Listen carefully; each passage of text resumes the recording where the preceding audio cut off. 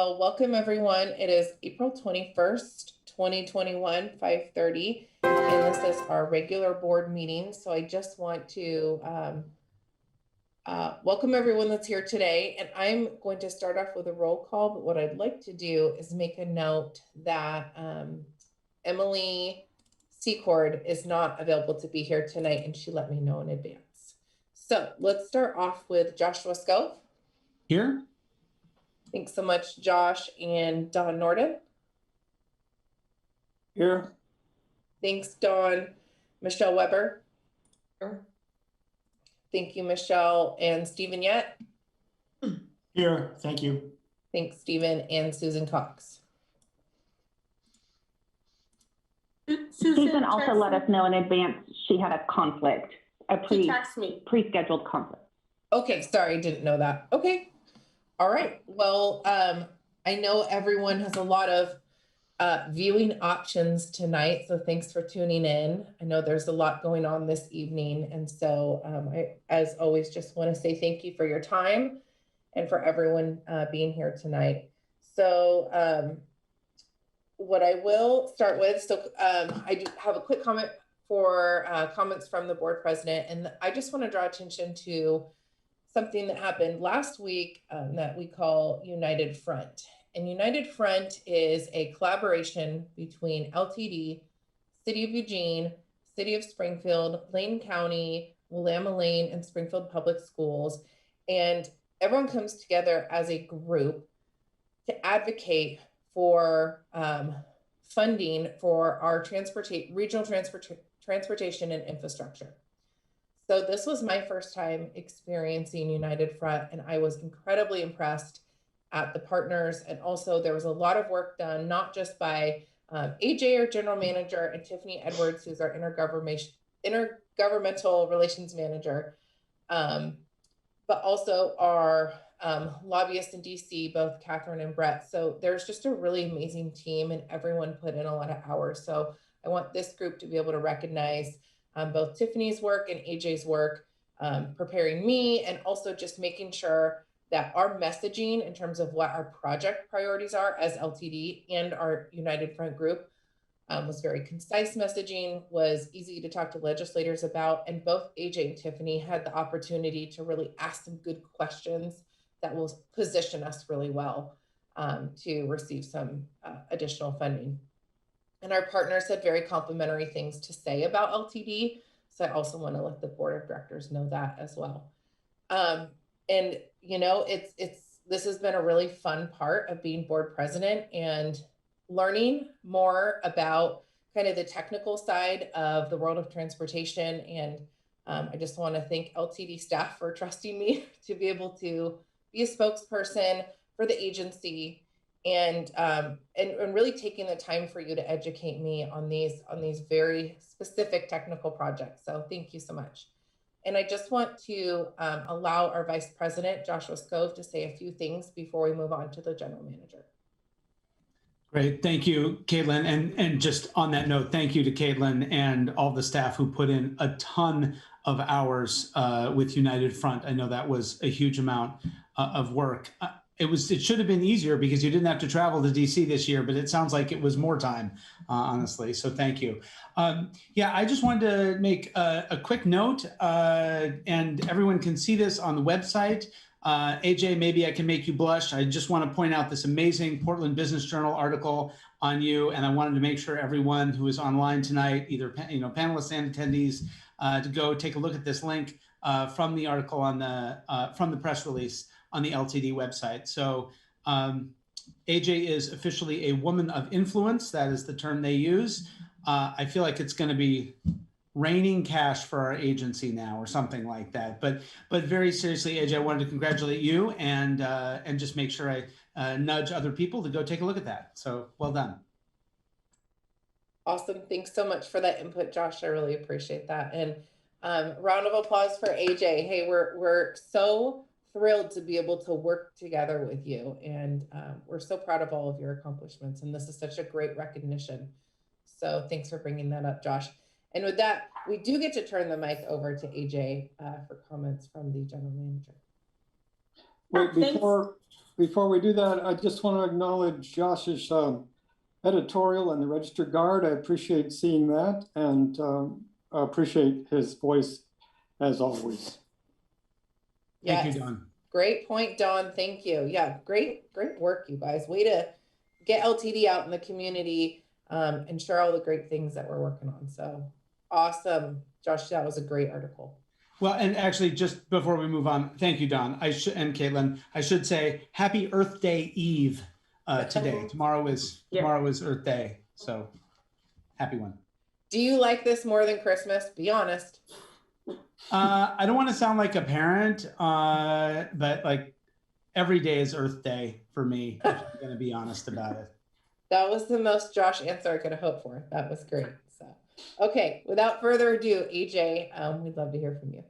Well, Caitlin, Josh, thank you so much for kind of acknowledging the award, the recognition from the Portland Business Journal. As you know, it's any opportunity for us to continue at LTD to support transit in the state and nationally. So I definitely do want to give a lot of the credit to the team that I work with, the board, for their leadership, and always looking for an opportunity to ensure that our community is well represented throughout our state. So it was really nice participating with that group of women. And I really did thank them for acknowledging not just myself, public transportation, but also our community, that sometimes in the Portland area, we don't feel the love. So I really do I did share with them that we have a lot of phenomenal leaders at the chambers and the city government level, and that all of that is needs to be acknowledged. So they were very receptive to that. So let's hope we bring in more recognition in future years. So on that, before I finish, I do want to acknowledge that today our team, all LTD employees, were able to engage, those that were able to engage on what we call a diversity council meeting. And we provided a forum for our employees to be able to talk about the verdict of the death of George Floyd and the accountability by a law enforcement person. And what we did is we really talked about the way that government really interacts with the community is important, and how we interact with each other. So know that that was something that is weighing on the hearts, the shoulders of our employees. And I wanted the board to know that that's a conversation that is ongoing. Today in the agenda, we will talk about equity and inclusion. You do have an agenda item, but I thought that we could start the meeting just acknowledging that our employees are doing a lot of work internally in having these very difficult conversations, but very important as we go forward as a government agency who serves a lot of people of color, people of low income, and we know we shoulder that responsibility. So much for that, AJ. And I apologize, I have bad allergies, so that's why I sound like this. Let's move on to announcements and additions to the agenda. Anyone here? Okay, I do not see any. So employee of the month, I probably sound like a broken record, but I just want to remind you guys that we have paused this program for the time being, and we will reinstate it when it's the right time.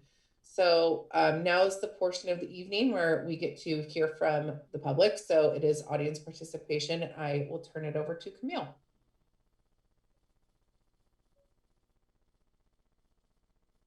Okay, I am not seeing any hands raised just yet. If you would like to provide public testimony, please go ahead and raise your hand. I would also like to note we have 2 opportunities to provide testimony tonight. The first is on any subject, and the second will be a public hearing related to the annual budget. And I have Rob Zako.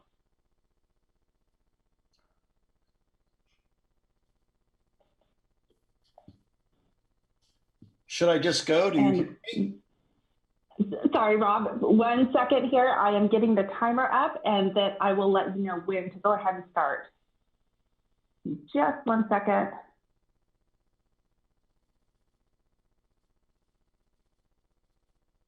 Okay, Rob, whenever you're ready. Good evening, members of the LTD board, LTD staff. I have to say this COVID-19, it's a little bit weird. Not seeing you or you seeing me, it's not quite as intimate.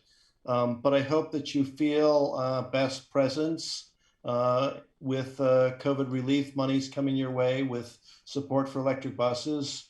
And tomorrow on Earth Day, and I will share this with you, you'll see a letter from a coalition of advocacy groups across Oregon to Oregon's congressional delegation, our 2 senators and our 5 representatives, asking for more funding for transit. That's what we've been working on. Happy Earth Day. That's all I got to say. Thank you.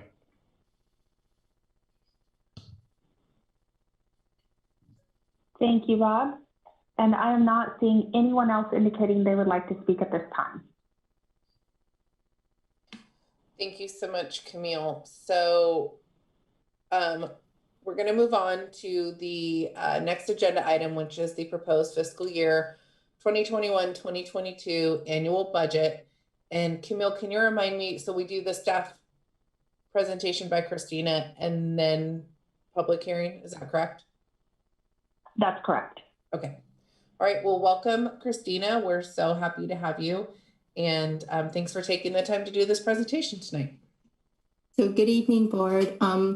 The proposed fiscal year 2021-2022 budget, along with an amended fiscal year 2021 through 2030 CIP and a fiscal year 2021 through 2030 LRFP or long range financial plan, was posted on our LTD website on Wednesday, March 31st.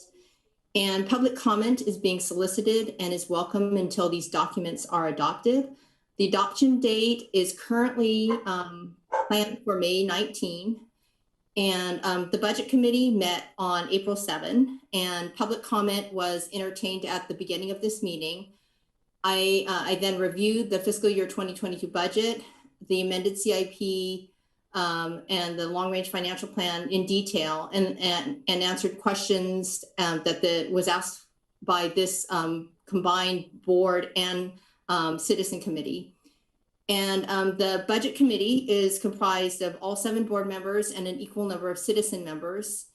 And after review and discussion, the budget committee recommended that the board adopt all 3 documents as presented. And the full presentation, including discussion, was recorded, and it's available in full on Metro TV to any member of our public. And all they have to do is click on the link at the top of the agenda that we have today, or go to our LTD website and click on the budget committee meeting agenda item, which also has a link to the recording. And today we are recommending that the board hold a public hearing on the fiscal year 2022 budget and the amended CIP and the long-range financial plan to obtain additional public input. And based on the board's direction, we will amend these documents and request adoption at the next board meeting on May 19th. And once adopted, these documents will be posted on the LTD website as final, and the fiscal year 2022 budget will be filed with the state of Oregon. So at this time, I would like to ask whether the board chair would like a full presentation of the budget, or if you would like to proceed to the public hearing.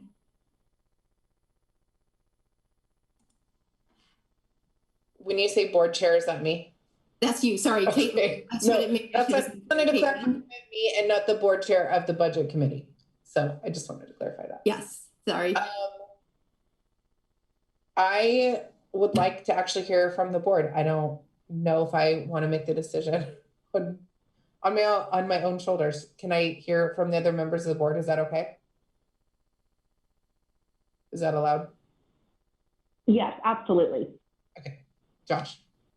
Yeah. So well, let me start by thanking not just the board members who could be there, but also the citizen members for a really long and thorough discussion of the budget at the budget committee meeting. I think we actually had very good discussion, and I feel comfortable moving forward with that, without, straight into public comment without having to ask Christina to present more. For people who are listening who may not have been able to make that meeting, you can certainly see that meeting, but also see the materials that accompanied it. Staff really did a good job talking to board members and budget committee members in advance, and then amending and adapting materials. So I think we have a pretty good picture of our budget, despite the sort of, big uncertainties out there. And also, we had good discussion. We have good materials to sort of know what we're dealing with going forward. So I just wanted to say, I think we can go straight into public comment. Thanks, Josh. I guess that was my initial thought as well, but I still like to hear from others. Michelle, did you have something you want to say? I echo Josh's comments. I have enough information to move forward. Okay, thank you, Michelle. Don, do you have anything you'd like to say? I also concur with Josh. Okay. Stephen, just for giggles, can you chime in, please? I think we are 4 on 4. Okay, perfect. Well, thanks for the input, team. I really appreciate that. So Christina, it sounds like we are not feeling like we need the presentation, and we can move forward with the public testimony. Excellent. Well, thank you very much. So at this time, we would welcome public comment on our fiscal year 2022 budget, our amended CIP, or our long-range financial plan. And if people would like to speak, they can raise their hand or press *9 on their phone. And I think Camille will allow them to have 3 minutes to speak. And if people do not wish to speak today, but they want to provide public commentary, they can still do so by emailing clerk@ltd.org. And again, the presentation is available on our website. It's all, as well as the full budget book, and it's also on Metro TV. Thank you very much.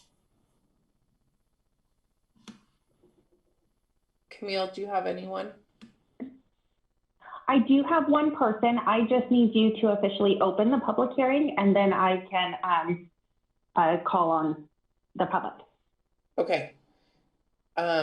Okay, well then I officially open this public hearing.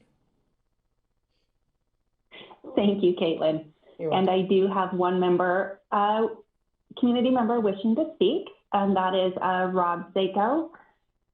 Rob, give me just half a second again. And whenever you're ready, Rob. Hi again, it's Rob Zako, Executive Director of Better Eugene Springfield Transportation. I know that was a surprise, so you would be hearing from me again. I don't have a lot to say this evening. First, let me commend staff on the overall organization and appearance of the budget book. It's clear that there's been an effort to be more open and transparent and to explain what LTD is doing, and we really appreciate that. That said, and I don't mean to sound grumpy, I had a really hard time reading the budget book, and I mean that literally. I couldn't read it at all on my laptop computer because it's a booklet that's 11 by 17 that doesn't really fit on my screen. But even putting it on a bigger screen, the numbers, the detailed numbers must be like 7 or 8 point print. If it's possible to reformat it, it's really physically hard to read it. That said, more importantly, squinting, the big picture that we take away is obviously this past year has been very difficult. Revenues have been down, although not drastically compared to other transit agencies around the country. Operating expenses have definitely been up significantly. We commend LTD for running safe operations and taking care of riders and drivers alike in this difficult time. Looking ahead, there is federal funding to fill the gaps, but it looks like the cost of operating revenue service hours, the cost of a revenue service hour is up something like $59 if we're reading that correctly. It's a pretty significant increase in cost to provide the same level of service. And so it is going to be more expensive to continue providing service in the future. Otherwise, we're seeing that the long-range plans are not that changed from a year ago. There's a lot of uncertainty in the future. We'll be looking for the strategic plan to provide more clear direction on where to go. But we don't have any significant comments on the budget at this time.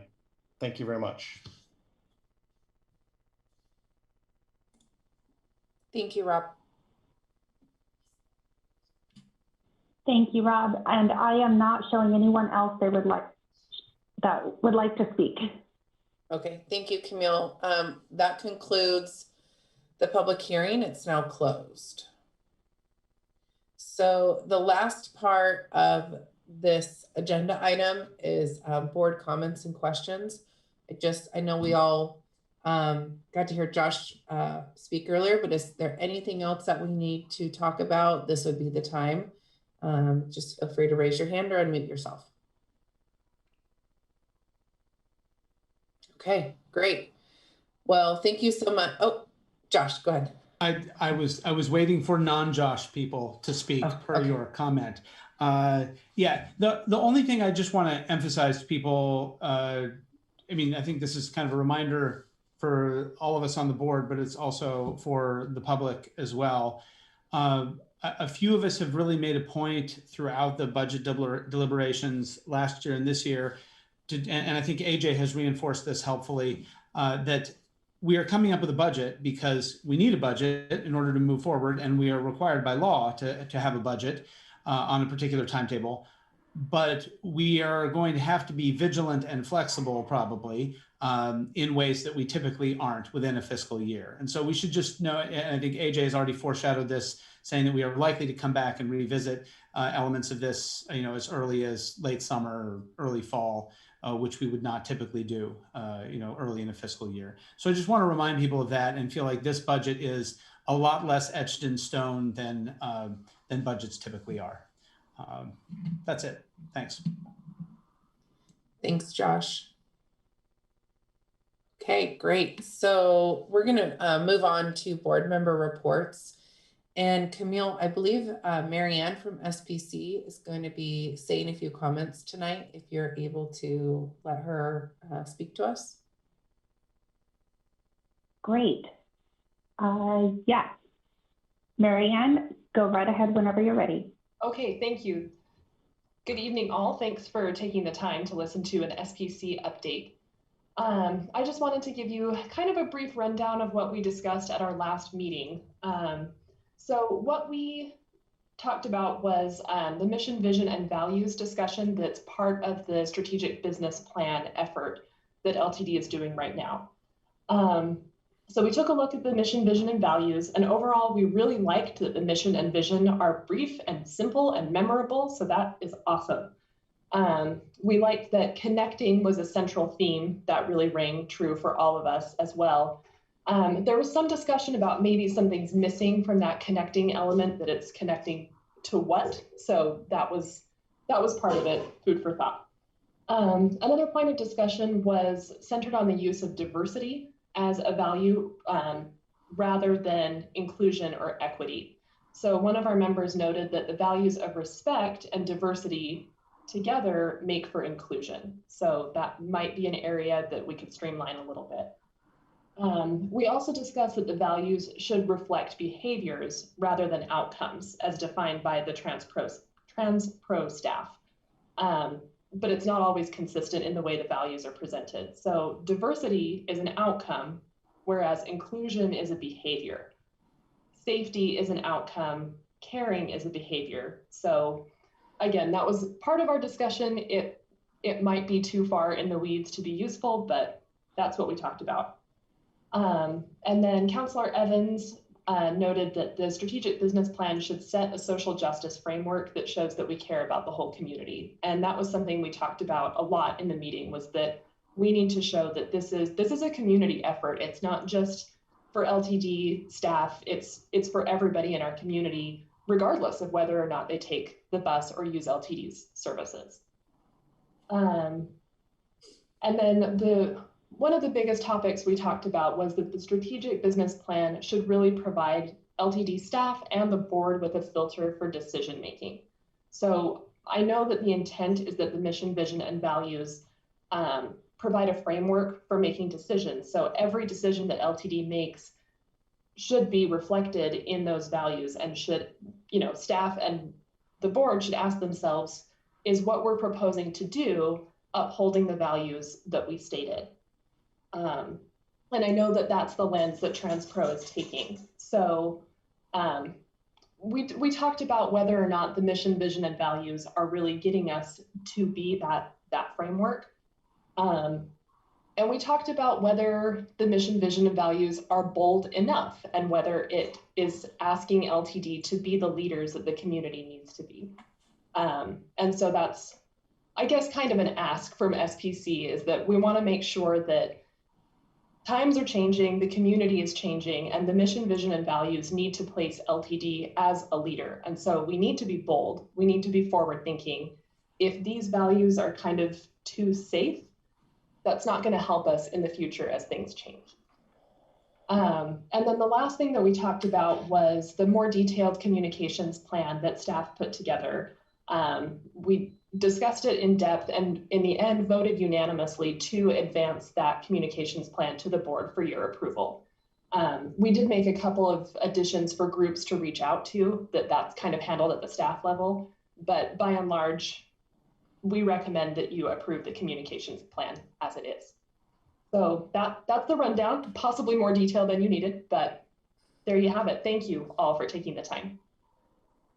Thanks so much, Marianne. And that was a very heavy discussion-based meeting, and it was great, and a lot of wonderful input from a lot of different voices. So thanks for kind of packaging that all together to share with us today. Yeah, and I want to particularly thank Leah, who did the big condensing. So thanks to her. Good job, Leah. Great. Well, thanks, Marianne. So we had quite a few committee meetings, and so I want to make sure that everyone is heard. We also had 2 ad hoc GM evaluation committee meetings. And I'm actually going to ask Michelle if she can talk a little bit on those. Oh, Josh, can Michelle go first? I just wanted to ask before Marianne drifts away entirely. I just wanted to know what the follow-on steps are for that. And I apologize if I missed that, but is that coming back to the board next time? Is that what it's today? We're going to be getting a presentation on the strategic business communications plan today. Right. Okay. Later in the evening. Is that what you're asking? Yeah. Yes, that's fine. I'll save it for later. Thanks. Okay.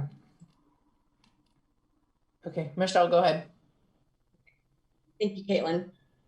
So as Caitlin mentioned, the GM Evaluation Committee has met a couple of times, and through those discussions, we've identified a couple of items that we can address as a board in, right now, and just kind of start moving forward a little bit differently as a team.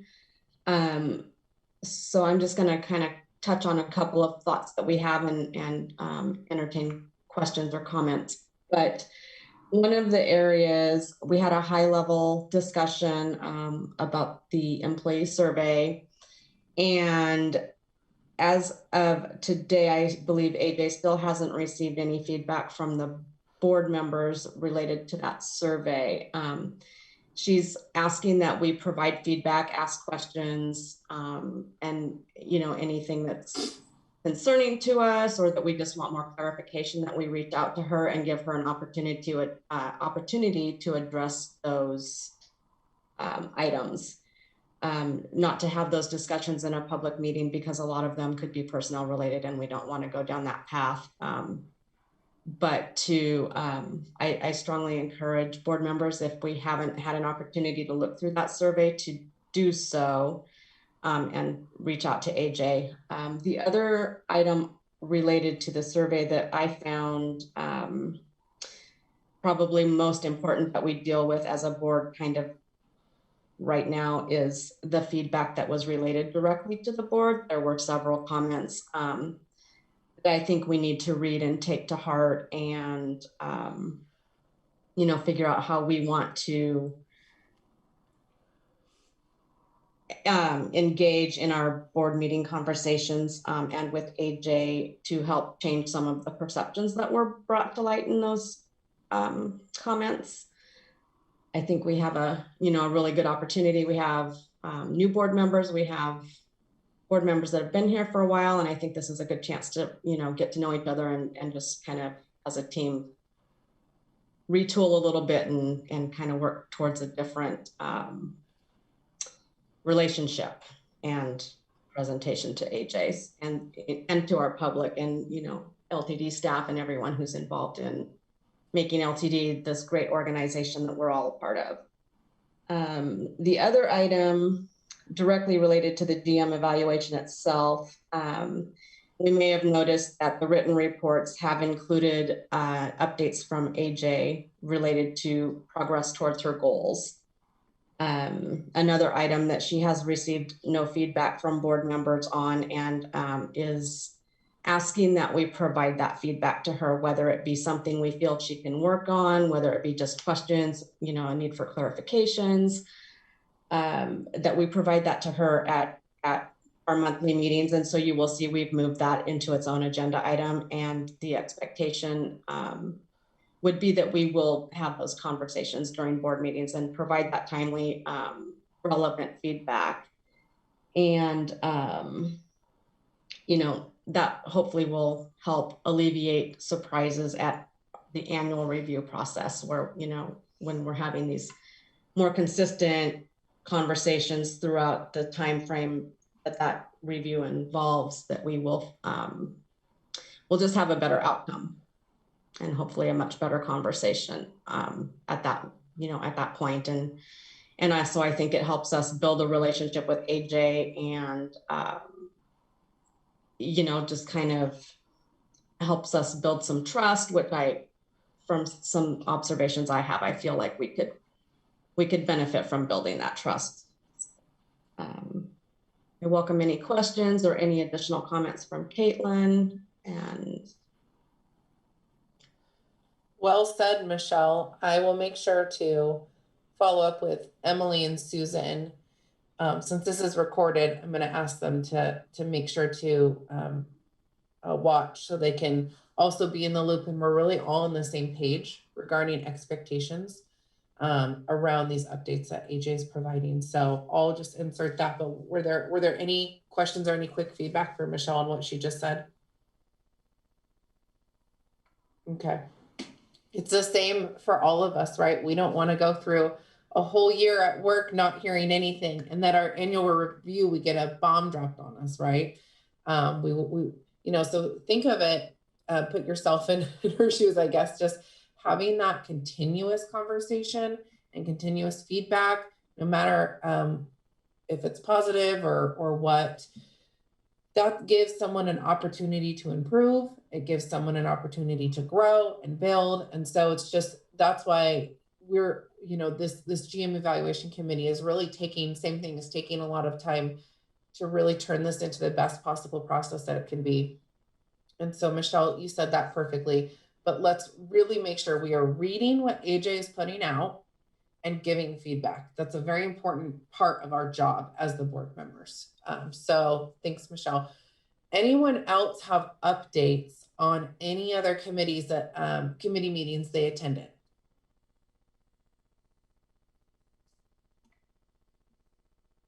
Okay, I don't see anyone. No other board member reports?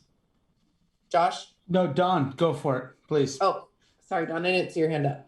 Well, I guess actually I just wanted to turn this back over to Michelle a bit, because we had this comprehensive and accessibility committee, and I know she got a whole lot of information real quick, and I'm just wondering how you feel about it, Michelle, just that particular committee and how you got that information and whether it was useful in that regard.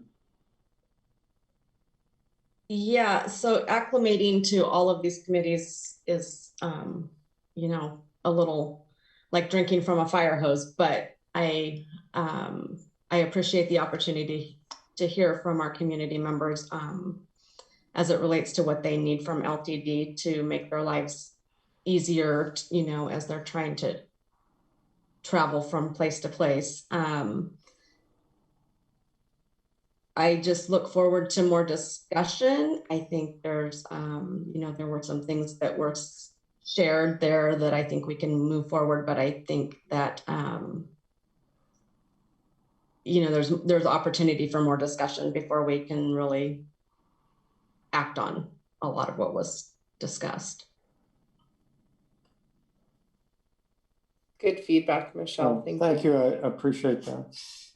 I enjoyed being on that committee. It's really fun to talk to all the different community members. That's a fun committee because there's just so many wonderful people from just representing a lot of different stakeholders that are on that. And I know Josh touched on this earlier, but a big thank you to our budget committee that is made up of a lot of different community members who really took the time to have a lengthy conversation and be very thorough in that meeting. And so thank you to all of those committee members as well. Okay, so thanks for those board member reports. And Marianne, thanks for taking the time to give yours as well.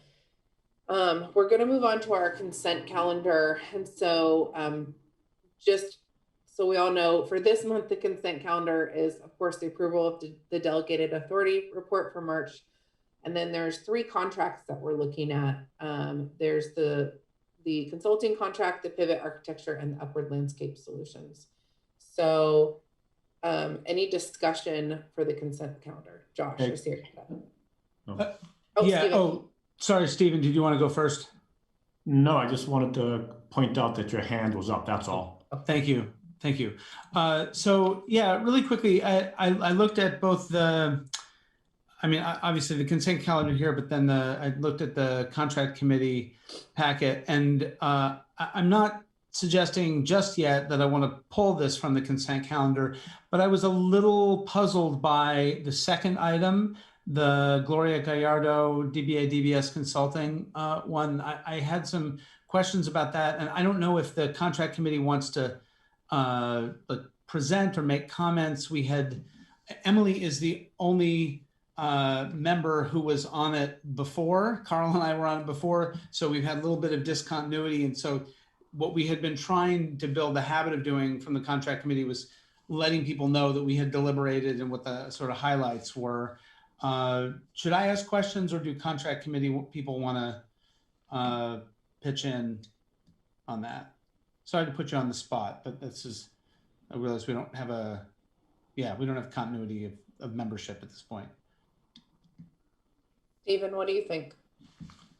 I think given Josh's experience with this situation and his long time on the contract committee, he certainly is qualified to ask some good questions. So I welcome his questions. Stephen, can you give us a quick background what the discussions around these contracts were like really quick? Or I guess the specific contract, I'm sorry. Around this specific one? The Gloria, is it Gallardo?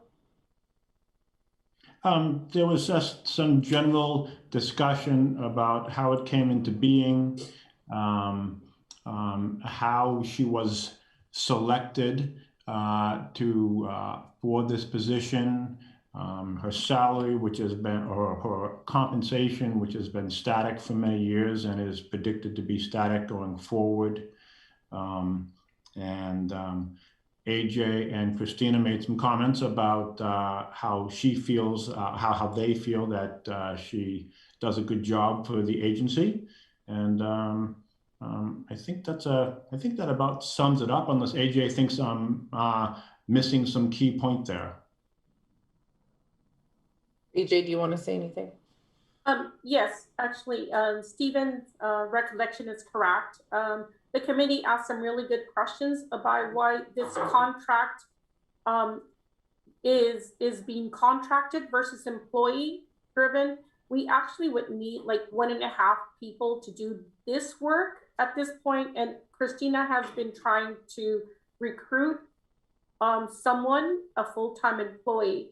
She's made 2 attempts to recruit without success. It definitely is a specialty. Gloria Gallardo has been on board, I believe, since about spring of 2016, right before Christina came on board. And the plan was that as Christina was able to start hiring her own team, that Gloria would then, of course, contract would transition out. Christina's made 2 attempts and cannot get the expertise. We know that's a challenge in our community. The committee did ask a follow-up question about partnering with other agencies, I think, and those opportunities, and following up with Christina. Some of the other agencies actually contact us for support, not TriMet, of course, but some of the smaller ones here in the state do rely on LTD to provide some technical support. This contractor, because they have been on board and have a process going forward, can continue on with the same flat rate. Christina's plan is, as she's bringing on the new financial system, seeing what portions of the work no longer need to be performed, and perhaps we can hire a person that maybe needs less technical in grants, and maybe software can solve some of that. So the recommendation on today's consent calendar for this contract is that we do, I believe it's a 2-year base with options for renewal. However, at the point that Christina could recruit a qualified candidate or the financial system takes on those duties, then of course she would transition out. This is one of those positions that you really want to have multiple people knowing due to the new money that fortunately that the feds have given us, nearly $76 additional million for COVID relief expenditures. We don't feel that transitioning to a person and training somebody off the street is good timing. So Christina is advising that we do approve this contract, allow her the opportunity to manage these dollars, hire somebody, re-recruit, maybe hire somebody with the hopes that that person can transition into the full-time work. So she does have a pretty good plan. Unfortunately, the lack of technical skill kind of in our area in transit and federal grants at that sometimes slows down having a permanent person. But we're fortunate that we have somebody that's willing to wait to that transition. But the plan has always been to bring this position in-house.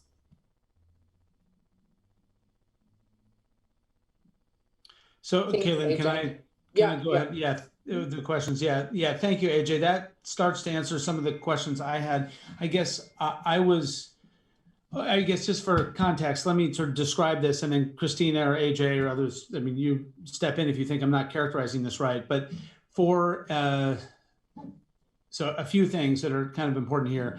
For a sole source consulting contract with a single individual, this is unprecedented in the time I've been on the board. I haven't been on the board that long, but we haven't actually done any consulting arrangements of this magnitude if you sort of look at multiple years combined. So it's very large as a sole source one-person contract. It's actually pretty large just as a sole source consulting contract. All the other consulting contracts we've had at this scale have been competitively bid, and I hear about the attempt to hire, but as I understand, she's not even in Oregon, and who needs to be anywhere in particular these days. So it seems like we should be putting out an RFQ or an RFP on this rather than sort of signing up multiple years. So I guess I just want to understand that, and final little piece of context for other board members. Early in my time on the board and on the contract committee, we were still going through the process of cleaning up our processes and making sure we were being really careful about sole source contracts generally. So I just want to be clear, if things are small, they can be sole sourced. As soon as they get large, either we should be hiring people or we should be competitively bidding them whenever possible. And so this seems a little bit out of the ordinary. And since multiple years would add up to, you see it in the AIS, more than $500,000, I did want to take a moment on it. And I do think those questions are more than appropriate. So in Christina developing, so as part of the process to procure competitively the process, each project managers, in this case, it would be Christina, she would develop what's called an independent cost analysis. We always call it ICE for, just the acronym. She's required to do that. Christina attempted when she was trying to, you know, cost benefit analysis, being a finance person, that's where her focus is. And I found an email that Christina, I think a board member asked us this question back on January 25th, and I can, the typical, in doing the cost analysis, and she cites the sources, the typical rates for grants management can range from $200 to $300 per hour, sorry. And it would not be extraordinary for managing between $50 million to $100 million worth of grant for LTD to pay $400,000 per year. And that was her analysis. The consultant rates for the Office of Justice Programs indicates that rates per day, if we were to choose instead of per hour rates, we can pay $650 per day, or about $164,000 per year using different. So she used two different sources that I can provide this. If the board would like to delay in approving it and would like to do some research, we can provide that. But I do want to say that Christina, as a project manager, evaluating the expertise that she needs to manage this, did consider competitively bidding. But then when you competitively bidding, even the contractor we have now has then the opportunity to raise the rates more again. So given that she has a plan to transition to technology and then hire for the skill set needed, she did not think that she wanted to take that big of a risk in doing that. So I think her goal was to continue a seamless management of LTD grants, especially given the new big dollars in front of her, and then create a plan forward for hiring long-term staff to take on the job. So I think her goal is, how can she manage it today cost effectively, and how does she fill the gap over the long term? So I felt that her analysis was solid and in the interest of the district, and I've supported this discussion with her, that she has a solid plan forward. Thanks, AJ. And in the interest of moving forward, since we still have some presentations, Josh, do you feel like this needs to be pulled, or do you feel like you would want to move forward with a motion? I guess if it's not going to hold things up, I would prefer to pull it. AJ, you mentioned a bunch of things, only a few of which were in the AIS. And so I feel like, you know, I'm trying to take our financial oversight role here pretty seriously. And so it would be helpful to have those other things. If we can bring it back, I'm happy to spend the time to understand how to get those other pieces in the AIS, and then maybe we can kick it till next month. So I would prefer to move it, to remove it from the consent calendar, unless, I don't know, I would defer to contract committee people if you object to that. AJ, does that change your timeline or scope of work if we hold off on approving that contract? I would ask, and I can pull Christina over, but what I would say is today I would request an amendment in which we want to make sure that if we don't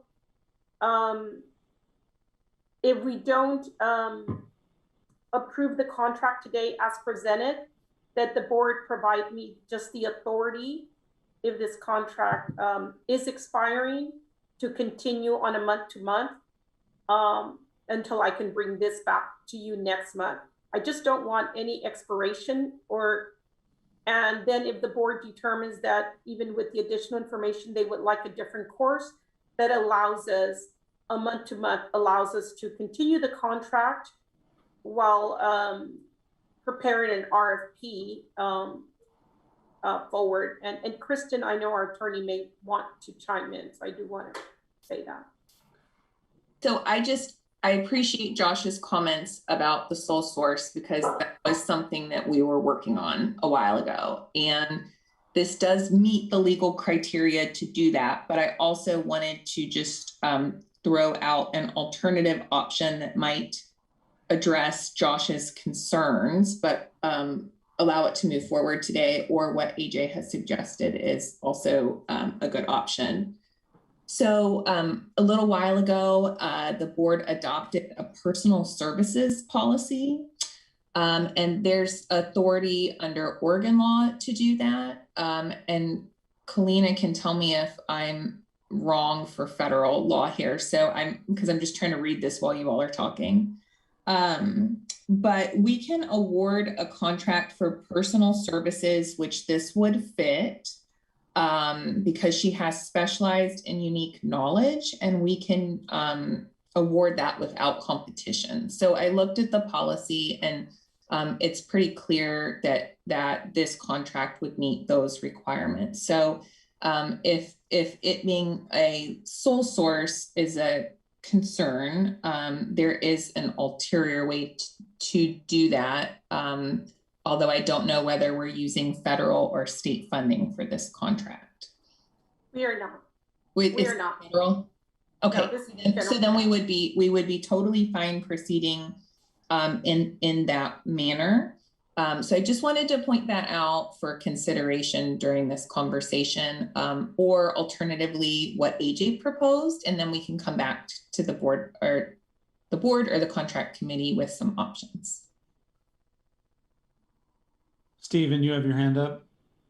Thank you, Kristen. Sorry, Stephen. Thank you, Josh. Appreciate that. Kristen, appreciate that color. It's helpful. You used very specific language there. Please correct me if I'm wrong. I think you used specialized and unique knowledge. Is that correct? Yes, let me read it. It's really short. So this is an exception in the policy that the board adopted in 2019, it looks like. And it's a personal services contract may be awarded without competition if the contractor has unique or specialized knowledge or expertise required by LTD, and soliciting informal or formal proposals from others would not be in LTD's best interest. And so this is another exception is sole source. And so this is intended to be more broad than sole source. And a factor that's considered under this is, whether someone has experience working with LTD, which has some unique things because of the federal funding involved. So that's the language that I was referring to.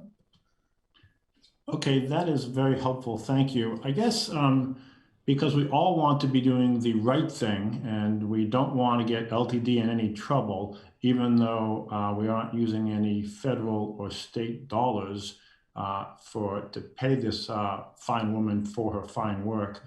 It would be helpful, at least for me, to have it spelled out in a document of what unique and special traits or skills that she brings to the table. I don't know if Josh, Caitlin, or anyone else, Dawn, would feel that would help, but I just want to make sure that in case anyone ever looks at this, the board can say that, hey, we did our homework and we were comfortable. Thank you.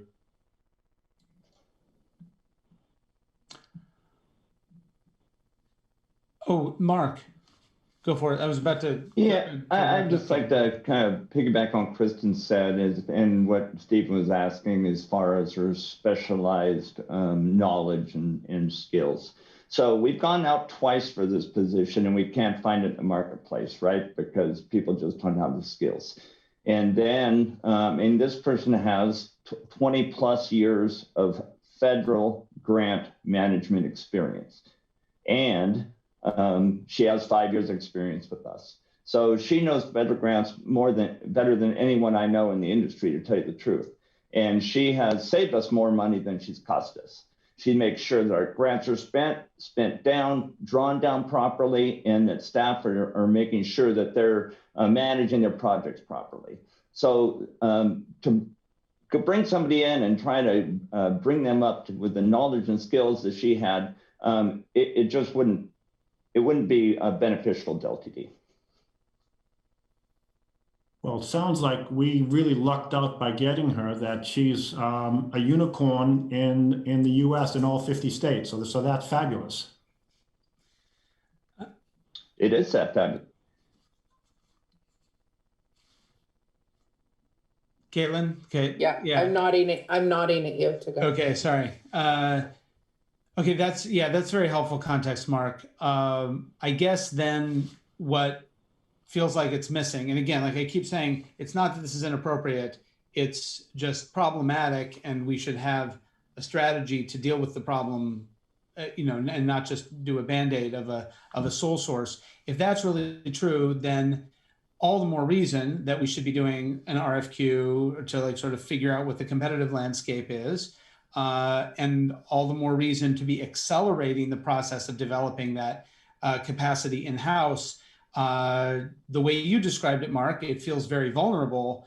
The agency feels vulnerable to me if there's one person we're that dependent on. So I'm wondering if we could do, and AJ, tell me if I'm interpreting what you said correctly, I was going to do an extension maybe for 2 months. We can have a couple of conversations offline and then bring this back with, and maybe it's the same AIS, but with some of this additional planning in it so that we can see that from a board perspective. I guess I'm taking it this seriously because of what AJ said about sort of the extended federal dollars that we're going to want to be able to manage capably. So would two months be enough? And AJ, if you give me a nod on that, then I would just make a motion. What I would say, if I would just say, if the board would authorize me to continue the contract on a month-to-month basis, what would happen is I would bring you back information at next month about, well, I would take it to the contract committee first. Of course, that would be probably the most appropriate first step to take.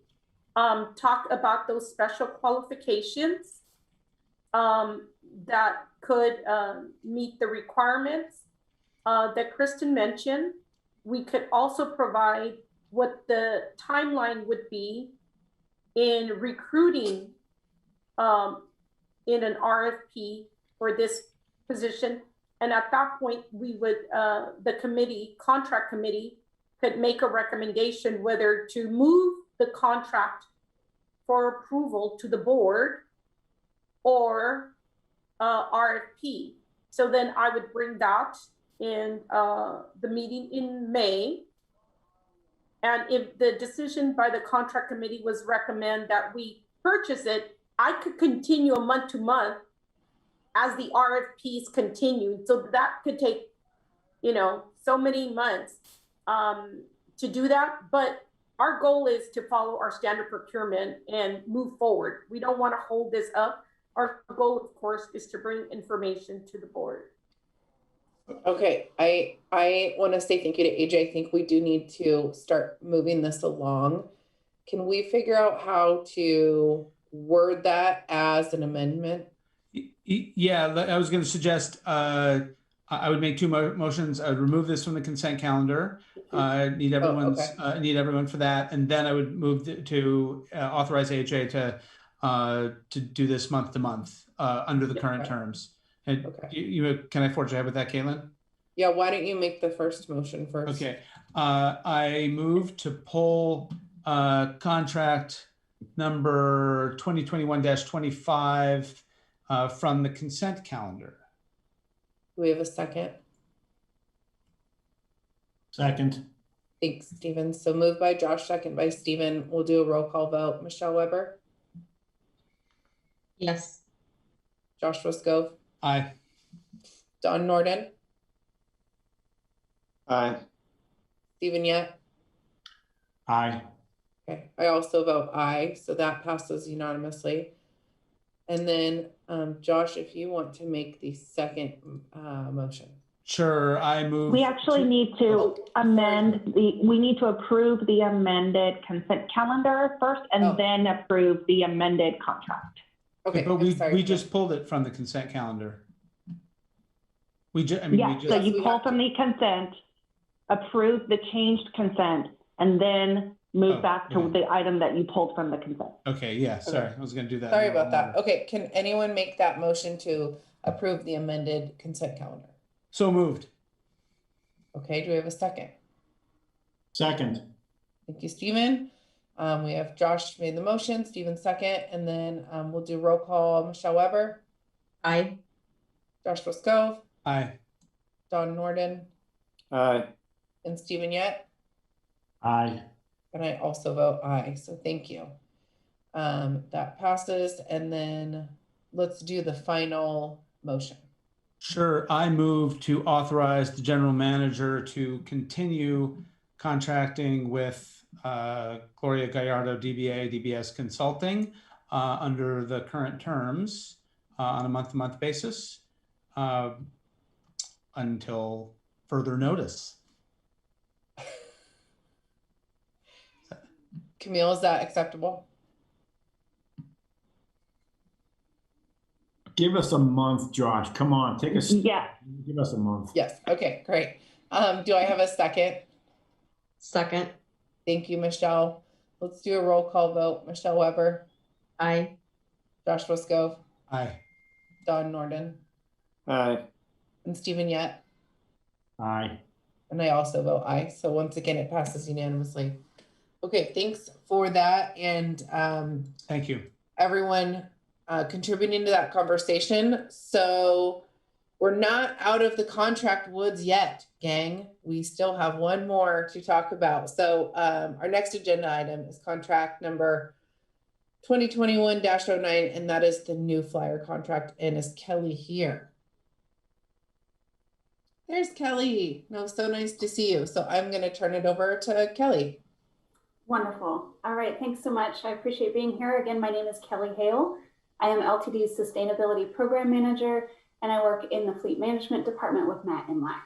I'm here today to ask you all to please approve a contract with New Flyer of America to authorize the general manager to execute the contract with New Flyer of America for the purpose of purchasing up to 30 zero-emission buses and corresponding electric charging equipment.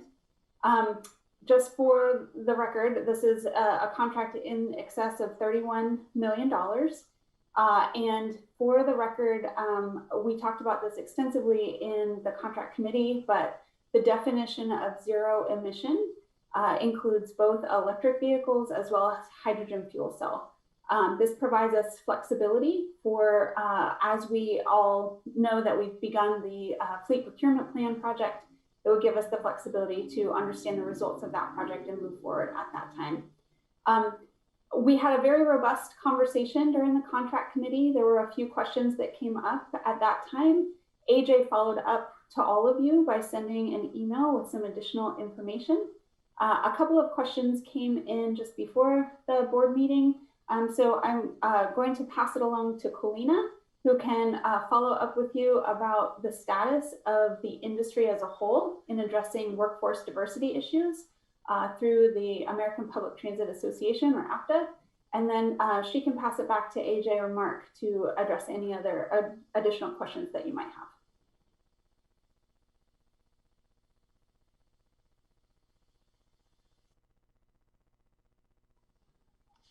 Thank you, Kelly. Oh, Kalina, we can't hear you.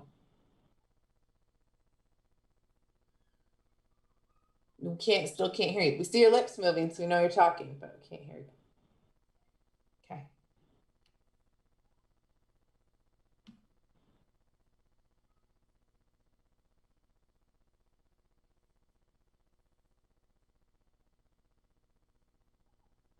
Nope, still can't hear you. Has anyone seen that meme that Zoom is the modern day seance where it's like, Kalina, are you with us?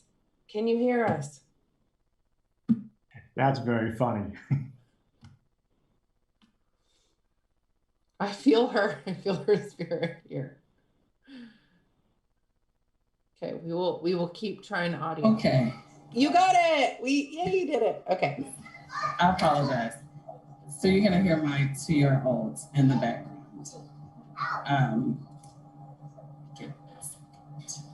I was trying to, can you guys still hear me? Okay, great.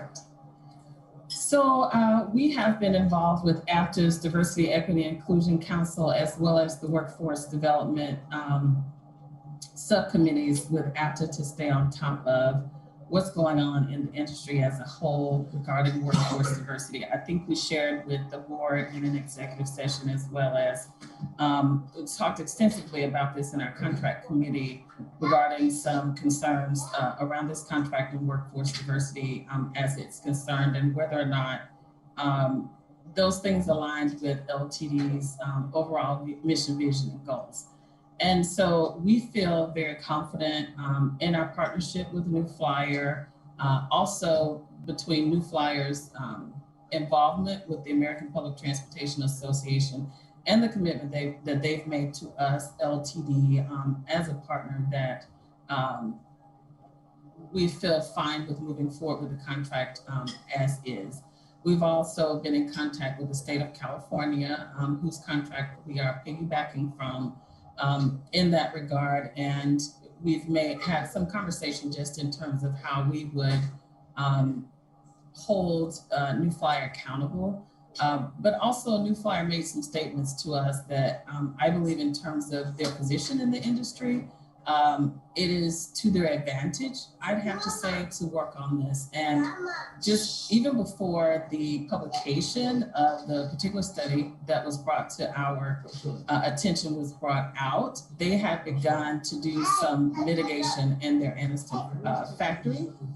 They've begun some workforce development programs. They've begun a diversity committee to, amongst their workers to discuss all these topics, but also to figure out ways to help is what I will say. And they're piloting all of these programs at the Anniston plant in order to be able to roll them out in all of their facilities in the US and Canada.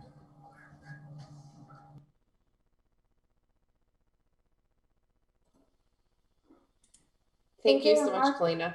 Did you want to follow up on any other information?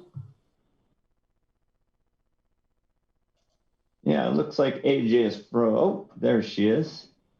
Yeah, I'll take it on anyway. So yeah, and as far as, why we're committing, to buy 19 buses and really a long-term contract with New Flyer is, they really have been good partners with us over the years. And the reality is electric bus technology is still fairly new. We're still, kind of in the middle of the curve, I guess. And, if we delay it, we're just going to be further behind on our climate action goals and some of the other things.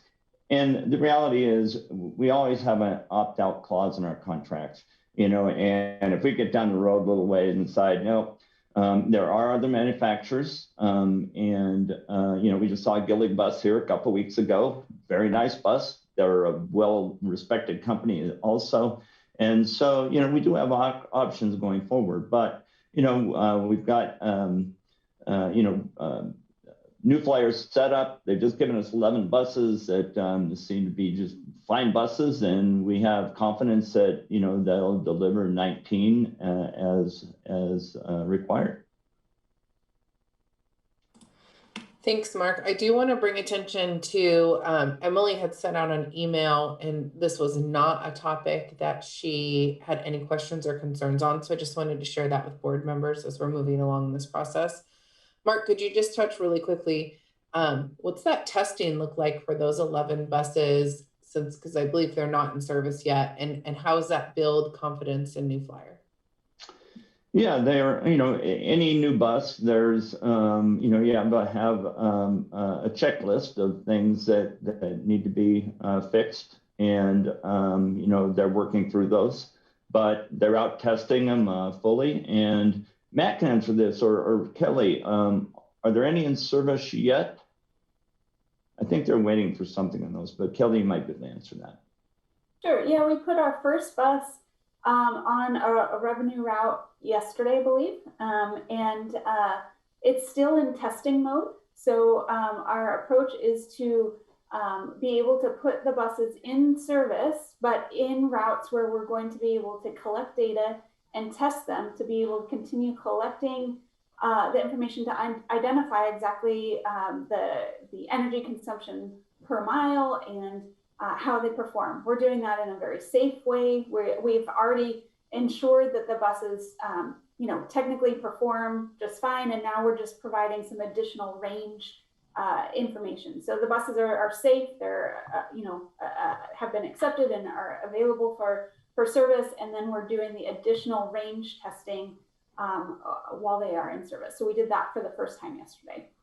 And we are using our professional instructors to test them and take notes and make sure that they are working the way that we would expect them to work in service. Thanks for answering that. I'd like to see if any of the board members have any questions. Josh, I think you're the only one with your hand up right now. Okay, thank you, Caitlin, and thank you everyone for those comments. First of all, just because I think I can get this out of the way quickly, I want to acknowledge everything Kalina said, and I really appreciate that. That's very much the follow through a number of us were hoping for on a previous conversation. So that sounds great, and I think it's amazing how closely and constructively you guys are working with a provider of buses. That's really great. I think it's easy to sort of stand back and make statements, but to really get into it with them in this way is really helpful. And I really thank you for that. That's probably probably role models for others on that front. Let me ask what I think might actually be a softball question masquerading as a hard-hitting question, but let me ask it with a hard-hitting vibe. Why would we sign a contract for another bundle of buses when we haven't really had ample opportunity to test? I know, AJ, I told you it was a softball. When we haven't really had ample opportunity to test the ones we have, and then the adjunct to that is, to what extent, just sort of explain to us and the public, to what extent are we just opening an option versus closing off the possibilities of buying buses from others in the future by marching down this procurement path? I can AJ. answer. Electric bus technology is still tested. It's still unproven technology. There is no transit agency that has had a bus by any manufacturer that has reached its useful life of 12 years. This is something that the federal government acknowledges and the transit industry acknowledges. But unless we perform these tests and dive into the technology, we will never get there. The federal government, as part of the United Front that Caitlin talked about, is really putting even more money to incentivize transit agencies to continue to purchase electric buses, even though we know there are some challenges going forward. The manufacturer, New Flyer, is one of the most reputable bus manufacturers we have that is working alongside the federal government to standardize charging stations. Mark mentioned Gillick, which is another very reputable company that we've done business. Both of those manufacturers have standardized charging.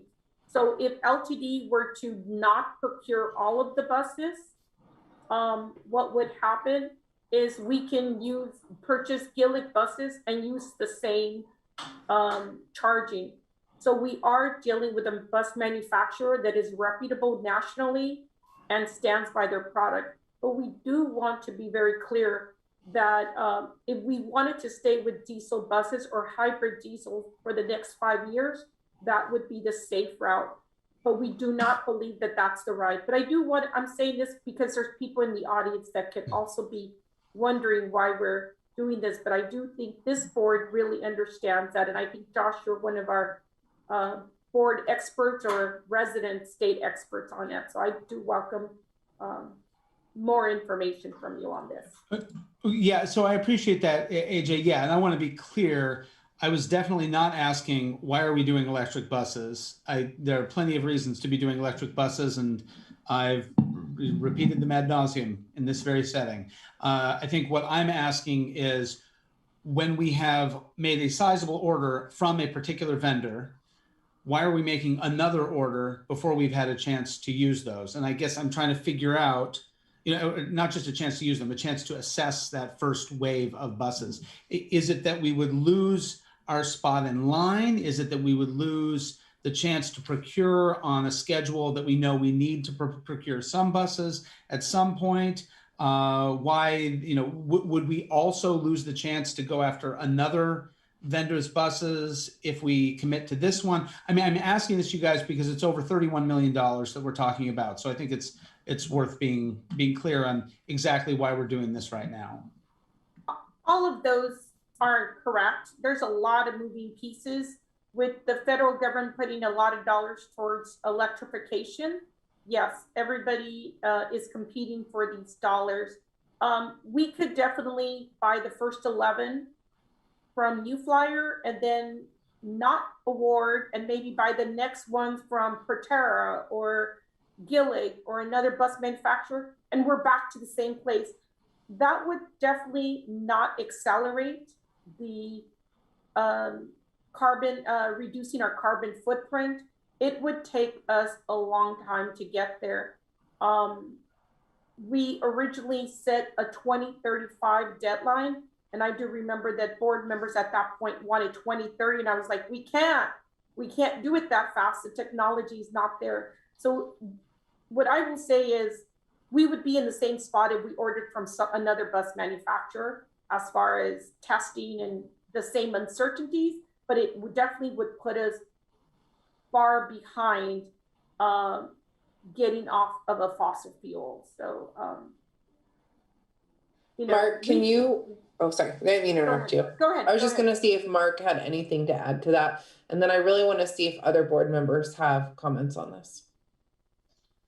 No, I don't think so. Any delay delays replacing diesel buses. So, if that's the decision, then we have to accept that. Okay, thanks, Mark. I just want to check with Dawn and Stephen and Michelle because we've not heard. Okay, Dawn, let's go ahead and why don't you go? Oh, you're on mute, Dawn.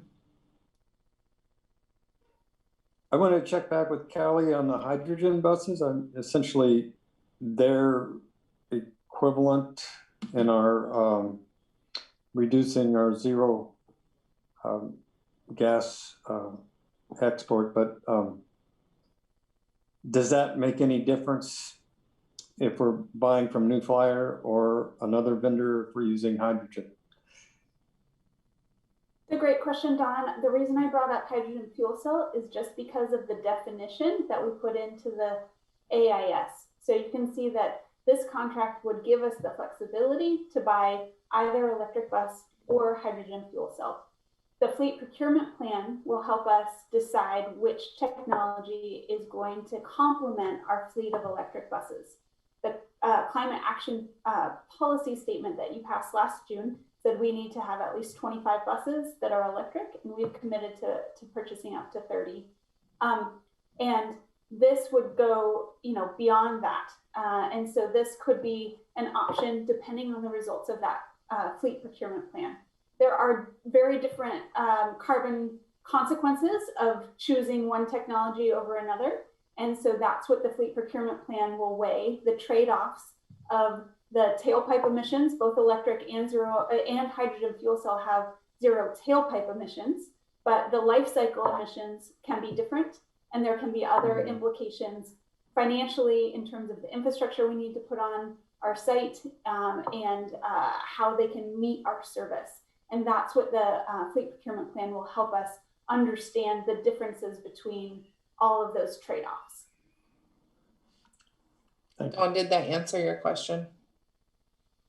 Yes, I appreciate that. Thank you. Kristen has her hand up. I'm going to let Kristen go. Thanks, Caitlin. I just want to be clear that this item directly relates to one of the board adopted general manager goals. and the timing of this item relates to that. So I just pulled up part of that. And just reading portions of that goal, it says the general manager will advance the board approved climate action policy statement and goals. And then one of the notes is, let's see here. As part of her evaluation, the general manager shall report to the board the status of electric buses as of December 1st, 2020, and the progress towards increasing the number of electric buses procured by June 30th, 2021. So I just want to point out that this is a step towards achieving that goal, and it's important for the board to keep in mind, you know, whether the board has consistency or if the board chooses not to approve this contract, the board needs to take that into account during the evaluation. So those are just two pieces that may not have been apparent that are linked, and I just wanted to point that out. Thank you for that, Kristen. That is great that you mentioned that. So thank you so much. And Josh, I recognize I see your hand up. We're falling pretty far behind on our agenda. And I just wanted to remind this board, we also have an executive session after our regular board meeting. So I want to be really cognizant of our time, not stifling the conversation, but just please be concise in your comments and your questions. So I just want to check in with Michelle and Stephen before we go back to Josh to see if there's anything that you had questions or concerns about or any input. Nothing from Michelle, Stephen? Thank you, but to honor the clock, I will yield to Josh. Okay. All right, Josh, go ahead. Yeah, I'll try to be concise, but again, $31.8 million. So let's take whatever time we need. I really appreciate the answers. I think I'm getting closer to understanding the picture, but I still haven't heard a particular point answered, and that is, if we sign this contract and then we decide after these 11 buses have been used for a bit before we get others, or maybe after we've started getting some more from New Flyer, will we have shut off the possibilities of procuring electric buses? Let's not talk about diesel at all. The intention here is to move toward electric buses.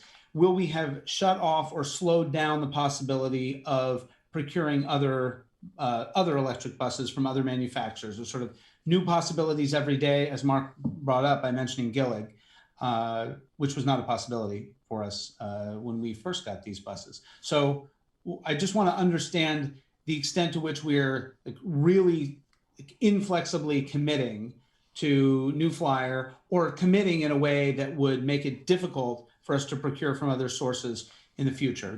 That's all, and it's only because we are so early in understanding how well these buses will perform. Yeah, it doesn't lock us into anything for the long term. We can go to Gillig later on. We can go to whatever manufacturer we want. This contract is one contract for one set of buses. We've got 100 buses we're going to replace. So, you know, any contract we do, we can go to another vendor. This doesn't lock us in at all. It doesn't even really lock us in for the full 19 if we decide to end the contract and go elsewhere. So I think, you know, that is just not an issue for us. Thanks, Mark. And that's a good question, Josh. And I was not trying to minimize the conversation or feel like the amount of money was small. I understand what Mark and AJ are saying about feeling like we have options. And I think the point of feeling locked in is valid, but it's helpful to, of course, understand all the options we have. And so thanks for explaining that. So Stephen has his hand up. Stephen, why don't you go ahead and go? Thanks, and I'll be super fast. I think Mark just made the key point, and thank you, Mark, that the fact that for these 19 buses, we don't have to take them. If we come up with some reasoning that makes sense, we are all flexible, the agency is flexible, and we can always pivot to whatever route that at some future date that we deem possible. So thank you for mentioning that, Mark. Absolutely. Well, then I'll make a motion and we can escape this agenda item if that's okay. Go ahead, Josh, that'd be great. Okay, and thank you everyone for answering the questions. Just doing our due diligence here. I move adoption of LTD resolution number 2021-04-21-018, It's hereby resolved that the LTD Board of Directors, acting as the LTD Contract Review Board, approves contract number 2021-09 as presented. Second. Thank you, Stephen. Josh moves, second. Stephen second. I'm going to do a roll call vote. Let's start with Michelle Weber. Aye. Thanks, Michelle. Josh Wisco. Aye. Thanks, Josh. Don Norden. Aye. Thanks, Don and Stephen Yet. Aye. All right, and I, Caitlin Vargas, also vote aye. So that also passes unanimously. And thanks for those questions and answers and that great discussion. And that was great information to be shared publicly as well. So thank you for everyone contributing for that. Yeah, and I'm not thinking of anybody in particular, but in case there's a board member who's super excited to ride one of these buses once it goes in service, make sure you send out an email letting us know in case somebody cares about that sort of thing. Someone's excited about electric buses out there. We want to give them a chance to ride one. Don't forget to include a selfie of yourself on the electric bus as well. Well, thanks so much. So our next agenda item is commitment to racial equity, and it is Kalina that's going to be presenting for us. Good evening, everyone, and thank you for the opportunity to come before you. Our ask today, I'm wearing my other hat at LTD as the chairperson for the LTD Diversity Council.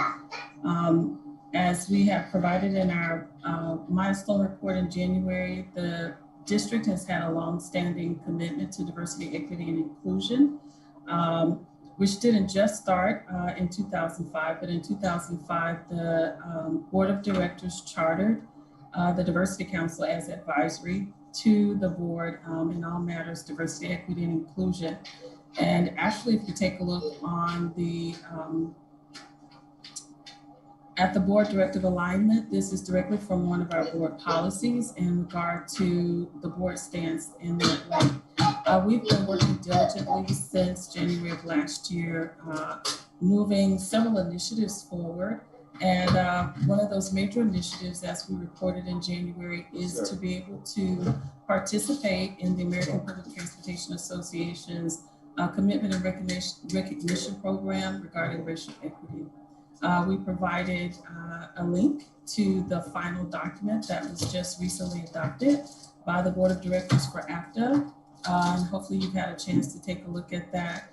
But if you look on page 2 of the agenda item summary, which is page 26 in the board packet, one of the first requirements in regard to participating in that program is that the board adopt a commitment to racial equity with leadership from the general manager and adequate resourcing as well as inclusion in strategic plans and goals. Thus far, we have solidified the 3 of those requirements in that first requirement, which is leadership from the general manager. AJ, back in June of last year, gave us the go ahead to proceed with the Race First framework in regard to our approach to diversity, equity, and inclusion within the district. We chose a Race First framework based on our involvement with the Government Alliance for Racial Equity. And that is because typically when you're dealing with issues of race, it provides you a great framework to deal with all other areas in which communities are marginalized. You can say communities of concern, marginalized communities, minoritized communities, whatever language you choose to utilize. But dealing with race first and the issues around structural racism provides us a great framework in order to deal with all other matters of marginalization. The second is adequate resourcing. We have in the current year's budget programmed a DEI, Diversity, Equity, and Inclusion Program Manager for half year. Additionally, from 2004, when actually the Diversity Council was the Diversity Committee, monies have been regularly programmed in the annual budget to handle all of our diversity, equity, and inclusion activities within LTD as well as without. And then inclusion in the strategic plans and goals. You heard the report from the strategic committee earlier talking about diversity and clarifying that as one of our value statements, as one of our goals within the strategic business plan. And in the discussions that we've had, at least at the director level, The desire is for us to weave diversity, equity, and inclusion into every aspect of the strategic business plan, taking a look at the overall system.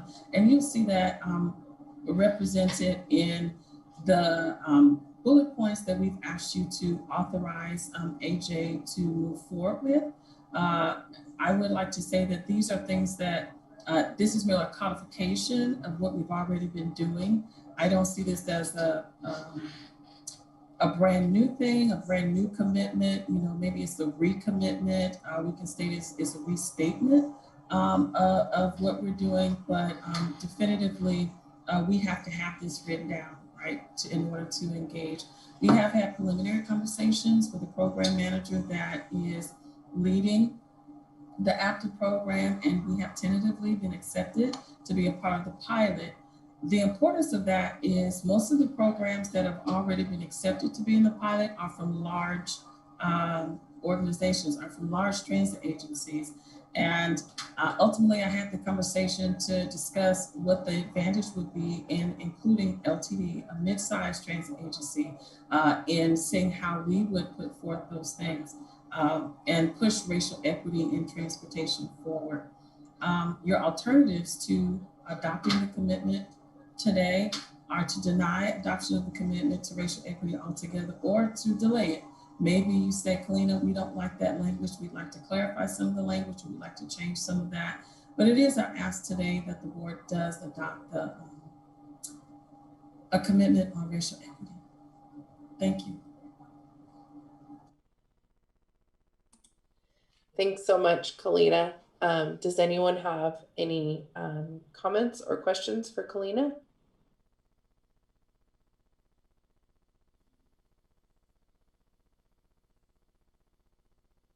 Dawn, anything? Well, I move the adoption of LTD resolution number 2021-04-21-019.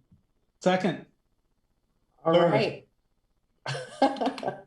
All right. Nice job. We'll do a roll call vote. Stephen, just for formality's sake, go ahead and say your vote. Aye. Thank you. And Don Norden? Aye. Thanks, Dawn. Josh Wisco? Aye. Thanks, Josh. And Michelle Weber? Aye. I also vote aye, so that passes unanimously. Thanks for your time, Kalina, and your presentation and all the work that you're doing, and also for your very well-written report in our packet. Thank you so much. Caitlin, Kristen's hand was up on that item. Oh, Kristen, I'm so sorry. I missed that. It's okay. I was having some technical difficulties. I'll be super brief. Kalina, I just wanted to thank you for the materials you put together. And then also I'm happy to work with you as you go through, especially I was thinking the ordinances and policies, especially those that face the public. I'm happy to help you in this cause. Thank you so much. You do know I was going to give you a call. And Josh, did you have accolades as well? I do, a couple of really specific ones. It's such good work that you all have done. I am so personally grateful for it. It is inspiring that we are weaving this into what we're doing. I think we've all seen over the last year a flurry of activity as people have tried to show support, often really hastily, and what you put together is really deliberate and careful. And I would just say, and I think everyone here probably agrees with this, we look forward to hearing how we can continue to make policy decisions at the board level to reinforce this commitment. This will not have meaning if we do not continually come back to these issues in all of our decision making. The one thing I want to call out just briefly is that the work we did in Transit Tomorrow, although it has necessarily been put on ice, has some components that really relate directly to this. You use the phrase, I think it's, I just moved it so I don't have it in front of me, mobility justice or mobility equity in there. So transit equity, transportation equity is a really vibrant topic of discussion right now. And I would really encourage us to carry that with us as we prepare for the next comprehensive operations assessment. And we think about how the way in which we tweak or redesign our system to meet these goals, to sort of meet this challenge, will be a big part of what we have on our plate as a board. But thank you for the amazing work. Thank you. And then Stephen, go ahead. Thank you. I just think it's a nice coincidence given the verdict in the murder of George Floyd that we all learned about, that we're adding our voice as an agency and as a board to this topic. So just kudos to Colina and her whole team for putting this together. And again, I just think that's a very interesting bookend to note. Thank you. That's great, Stephen. Thanks for adding that. I don't see any other hands up, so we will move on to our next agenda item, and thank you all for that. Okay. So now it's my turn to apologize for the kids in the background. Okay, so our next agenda item is a strategic business plan, communications plan. And I haven't listed as Pat Walsh, but I see two very special names just popped up on our screen. I see Lindsay and Mark. Thank you for your patience. Thank you so much for joining us tonight. How late is it where you are? Sorry, my mute button was off. It is about 10 p.m. here. Oh my gosh. I'm so sorry. All good here. And we'll try to keep this quick. And thank you, Marianne, for the update during the committee reports. It was a really productive session with SPC. We really appreciated their commitment and engagement in this process. And as you could hear, provided really good, meaningful feedback for staff consideration. And you'll hear throughout this and through the communication plan that outreach and engagement in the plan is still ongoing. So these are all draft statements at this point, but wanted to just give you all an update on the plan and a lot of the robust activities that have been going on since the last time we shared our initial kickoff with the board. And then we will move towards the communications plan, which I understand is being sought for approval tonight. So without further ado, I will get into the update. So we had shared the process with you all previously, so I won't dwell on this too much, but just to reinforce that we are working with the team to facilitate the development of LTD's first strategic business plan.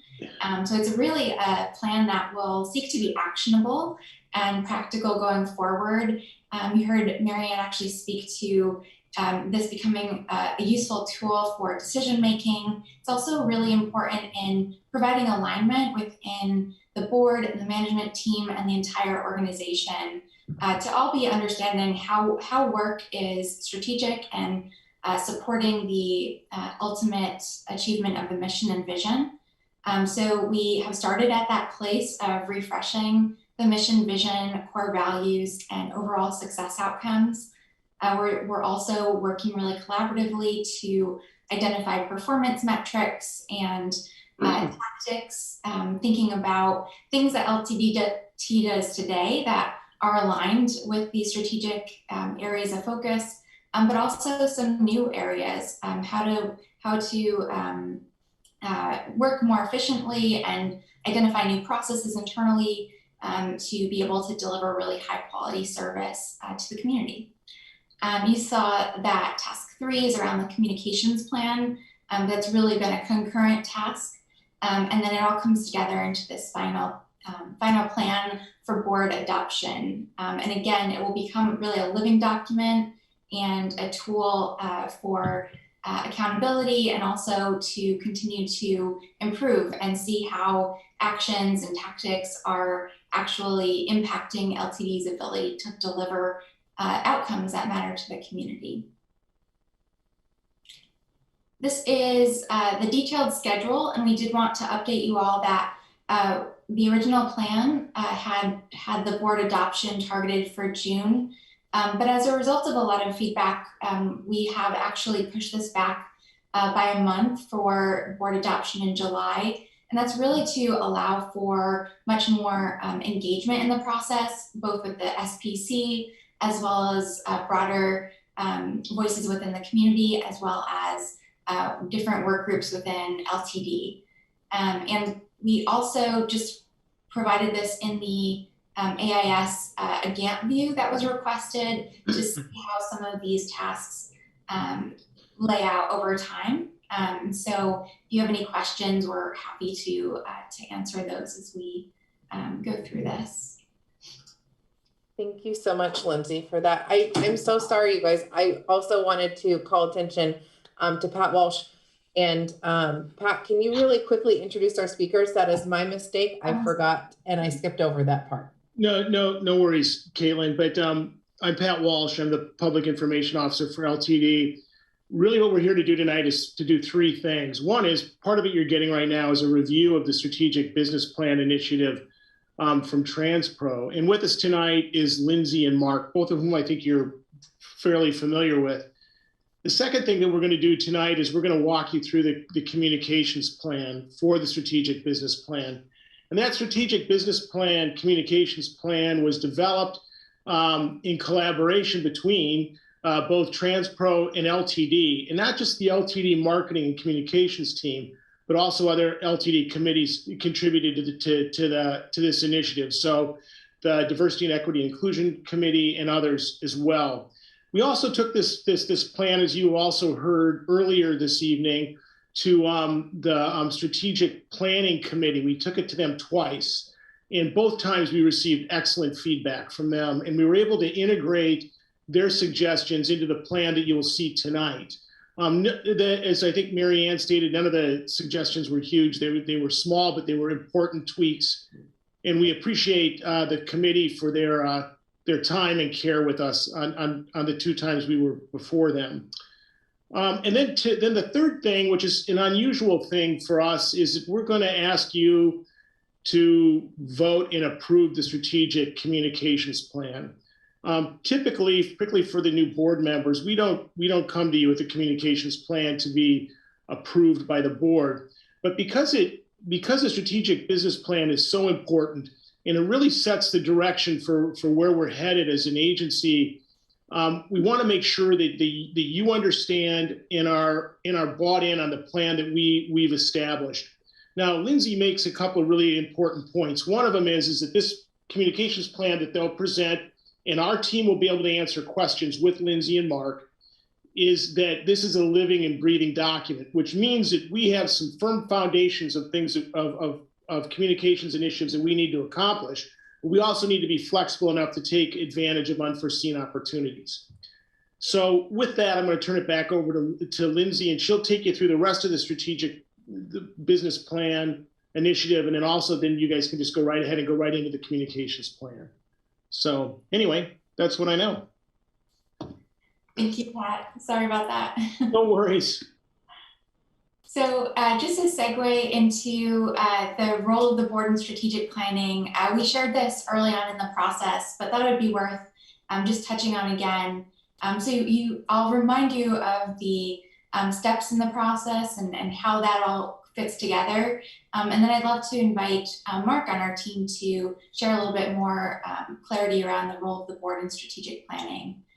So we really start again with the why. We did this exercise with the directors group as well as the leadership council within LTD, as well as with the SBC members, and saw a lot of alignment around what's driving the organization to exist, and that's captured in the mission, vision, and core values of the organization. The what is cascading from that. So in order to achieve the mission and vision, we want to identify measurable strategic outcomes so that's really clear about the big areas, customer satisfaction, financial health, things like that, where we want to put a stake in the ground around what success looks like. And then those are the guiding pieces that empower staff to actually develop and design the performance metrics that will allow us to know if we're progressing towards those larger outcomes, and whether our tactics and work activities and projects are actually impacting those metrics in a favorable way. and gives us information along the way every quarter to understand whether we need to make adjustments. So that who of having clear ownership within the organization, to always be looking at how we're going to continuously improve. And that's something that we've seen just a tremendous amount of engagement of the LTD staff in developing the plan. And it's something that has been really, really great to see, and is definitely stands out too in comparison to some organizations that we've worked with in the past. So want to also acknowledge that the LTD staff has been across the board, across really all of the departments, have been incredibly engaged in this process. With that, I will pass to Mark just to talk a little bit more about the strategic role of the board in this type of process. Thanks, Lindsay. So you've seen this slide previously. I'm gonna see if I can't, in just a couple of minutes, take it to a level deeper to really speak to the relationship between the board and the management team in actually executing a strategic vision in the form of a business plan. This is how we actually cause your strategy to come alive. Too many organizations adopt strategic plans that do a great job collecting dust on bookshelves. Following this framework really requires the plan to be delivered. So Lindsay set the framework up. If I could invite the board maybe to think about this as a teeter-totter, if you will. On the left-hand side, we have our why and our what. It's our purpose. It's the clarity of the outcomes that we expect to be produced. This is where the board lives. This is where the board is clear in regards to purpose of the agency, purpose of the organization. And the board also clearly articulates to the CEO what success looks like for the course of the coming year. With that clearly communicated, we move to the other side of the teeter-totter, which is where the CEO and the management team live. And that is how they will work. The activities, the employees, the policies that are necessary in order to produce the outcomes, the what that the board has asked for. Now, this is where the dynamic becomes interesting, because obviously the management team are highly skilled professionals that have worked in this particular space in many cases for decades and certainly for years. And it's the recognition that the management team develops the why and the what for the board to respond to. Now, the board may come back and say, it's not big enough, it's not blue enough, it's not fast enough, be bigger and bolder. We've heard some discussion of that this evening. And it's the recognition that while the management team will develop this, ultimately the board holds the authority in thinking through the why and the what, and then moves to allow the senior management team to execute against the how and the who. You saw that play out today with the discussion of buses, where you were clear with your purpose, you articulated you wanted clean air in your what. The how was the management team coming back with a recommendation of purchasing new Flyer electric vehicles. That's the how, where the management team executes against that. And clearly the CEO has developed a who, the person responsible for making that happen. This board, Madam Chair, is really thinking through how to connect this to your CEO's performance review. This is how you actually cause this to come alive, is connecting the results of the what to the performance review of your chief executive. So with that, Lindsay, why don't I throw back and I'll let you unveil the strategic communications plan with Pat. Thank you so much. So this is just, we've shared this before, I won't dwell on this. It's just another way of thinking about how these all work together. We'll be coming to you in the future with, and first we're going to be actually working with SPC on these strategic pillars. And that is, again, what is actually holding up the mission and vision and success outcomes so that everything's aligned. It's really clear the things that we're choosing to invest our time and resources in are aligned with these overall success outcomes. So before we get into the communications plan, just wanted to demonstrate and report back the progress to date since the kickoff in in January. So we've had a number of sessions. I won't read through all of this since you have it in your packet, but you can see there's been really robust engagement. And I will say that the feedback and the discussion within each of these has been just very thoughtful, and again, has helped to distill and clarify these strategic areas in order to produce a lot of working draft documents. So you can see, just highlight a couple of the groups that have been engaged in the process so far. Not only staff and leadership at LTD, but also the Diversity Council, the leadership of ATU, and as well as ATU members, and really the entire organization through the Inside the Bus all hands meetings, where there was a lot of discussion around the organizational values and how we turn those into behavioral statements that are really meaningful to the workforce.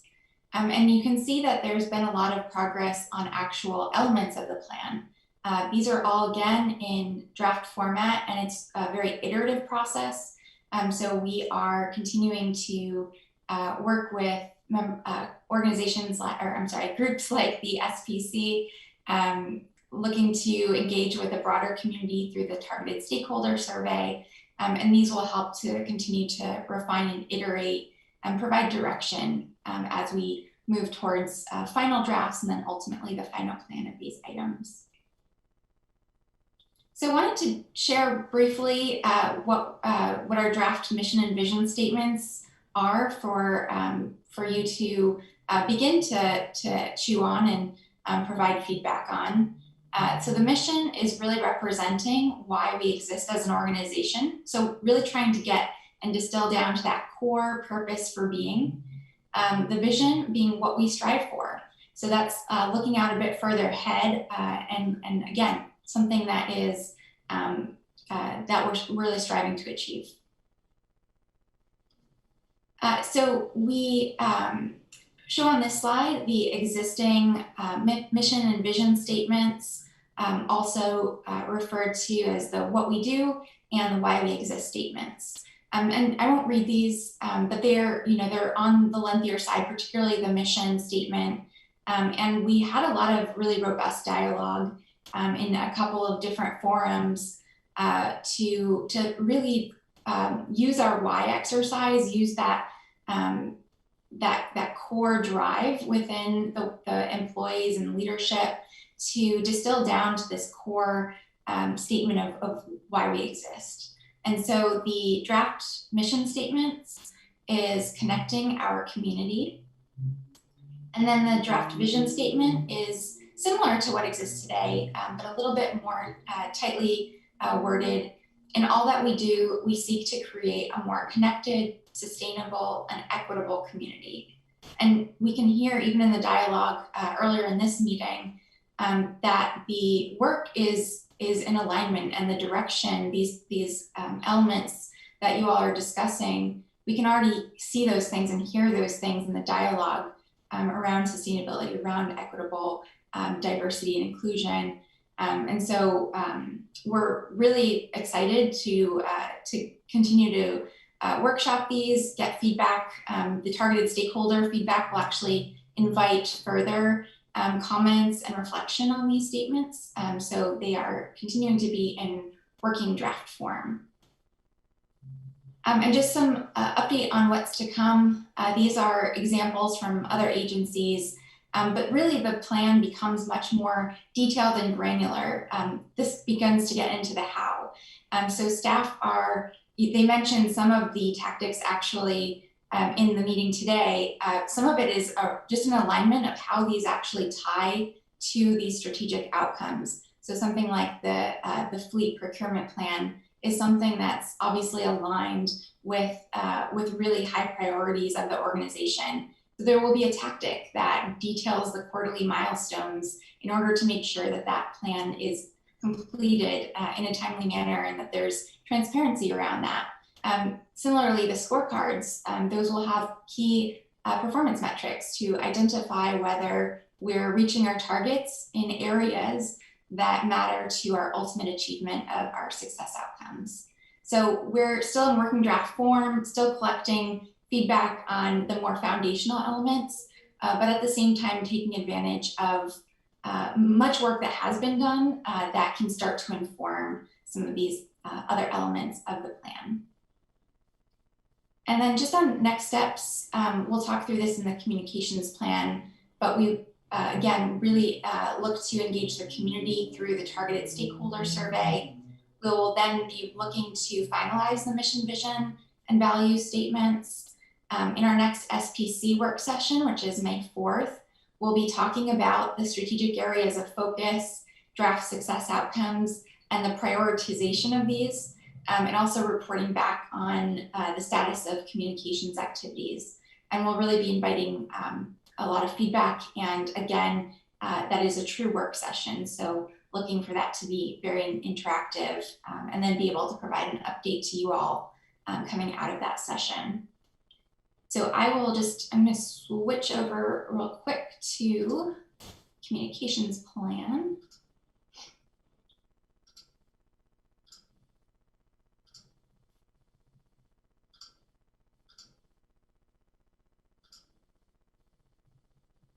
And want to just put a couple of high-level points out there.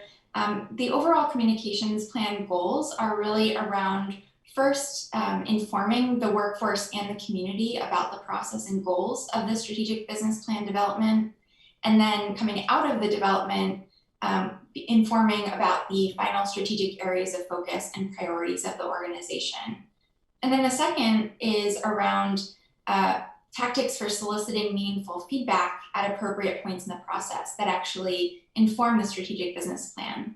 And we'll share how LTD is actually going above and beyond and are really committed to engaging a lot of different voices in the process, above and beyond what we've seen at many other transit agencies that we've worked with across the country. So also want to convey that that the team has really demonstrated this commitment to an inclusive process. So I will not go into depth on the details of this at this moment, but just to say that you can see in terms of the informing during plan development, you can see a number of activities ranging from all hands meetings. We mentioned those inside the bus meetings. We'll actually be having one on Friday to share back some of the staff feedback and report back to staff on how their feedback was used to further define the values. And then you can see everything going to more passive tactics like information available on the website. And there's actually this week, there is a new page on the website for the strategic planning process. So the public will be able to see the process, understand what's involved in it, and also some draft statements are up there as well. So the draft mission and vision are there as well. The second group of tactics is really around soliciting that feedback. So again, heavy emphasis, particularly in this being the development of the plan, on staff and directors and leadership, engaging with really key organizational entities like the Diversity Council, the union, the board, certainly in SPC, and then really taking it beyond by engaging the community through this community stakeholder survey. And just a little bit more about this, we have worked with LTD team and also looked at how other organizations have engaged the community in processes like this to develop some targeted questions. It's typically short, so a 5 to 10 question survey. The draft that we have right now is actually about 10 to 11 questions. And invites, again, feedback on some really important foundational elements that will help us to bring that back to the SPC, bring it back to staff to see how we can consider that feedback and integrate it into the final plan development. And then it's really important once the plan is developed to communicate that. And it becomes something that is used as a tool for communicating, for having accountability and transparency. It's really important, particularly for a public agency, to be reporting back and held accountable for achieving these outcomes and for using taxpayer funding and being good stewards of that funding.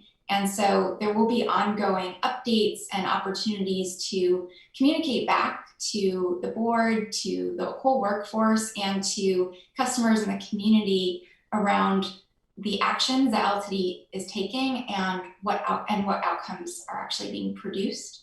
And where needed, adjustments can be made. So if something needs to be adjusted, there's now a system, a tool for being able to communicate those. So the next steps for the plan is to use any feedback received to inform the final strategic business plan. We'll be developing specific content and messaging and graphics that will be used on the website and social media, flyers on the buses, things like that. And we'll be supporting LTD through some of that, but certainly LTD will, staff will carry that once the plan is adopted. And finally, we have the initial stakeholder list. In the initial kickoff, actually received some of these suggestions from you all. SPC also helped to further refine the list. And then even not listed here, but in the second SPC meeting, there were also some additional suggestions made that will be incorporated into this plan. With that, I think I'm passing it back to Pat, and he will field questions, and we're happy to answer questions specifically to where it makes sense. Excellent. Thank you, Lindsay and Mark. Are there any questions that I feel like I'm more of a game show host here. I'm going to move the questions around to folks. So any initial thoughts, suggestions, ideas? Hey, Pat. Yes. I just wanted to point out, unfortunately, we are down 2 board members tonight. But Emily did receive this presentation since she's on SPC, and her feedback was that she had some concerns about the mission. That's something we can address at another time. As far as the actual communications plan, there were no concerns. I've also seen this plan now twice, and so I encourage other board members, if this is your first time seeing it, please ask questions.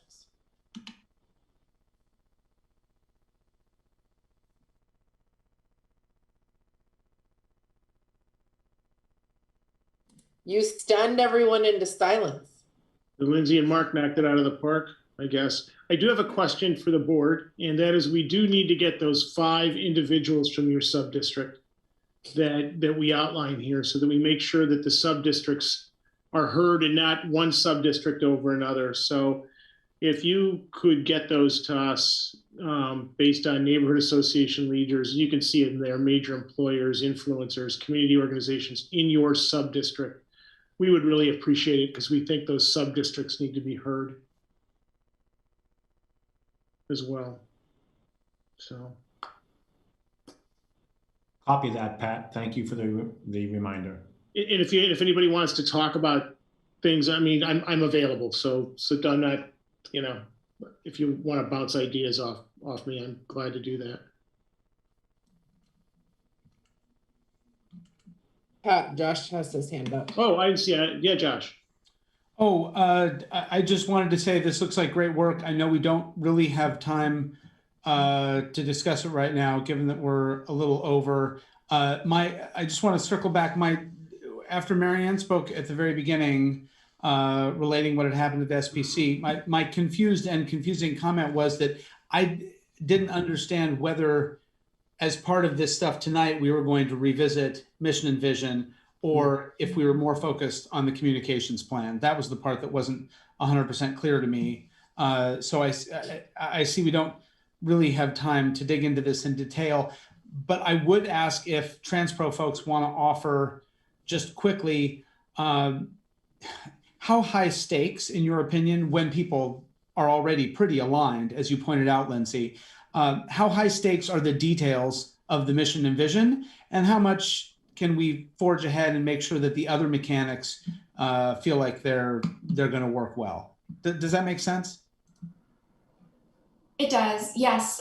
So I would say directionally, it feels like that doesn't hold things up where we're going. I think the next SPC meeting will also be a really good opportunity. We're going to start getting into more of the details. I think even at the directors or leadership council level at LTD, we're often a step ahead and thinking about what we're going to do, what we're going to measure, and it all becomes a little bit more, I think, concrete once we start talking about breaking it down into those strategic areas. So I'm hopeful that through that session too, there'll be another opportunity to engage and to continue to see if we're directionally aligned. But yeah, I don't think there's anything that would cause us to feel that we're going down a path and we'll have to rework based on changes.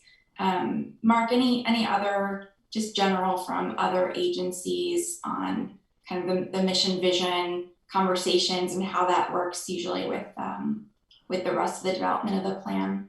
No, I think you said it exactly right. I think all the feedback we've received to date is that we are collectively directionally right, and we can have word conversations till the electric buses arrive.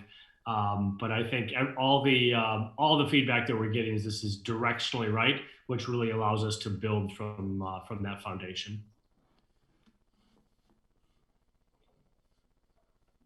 Great, thank you.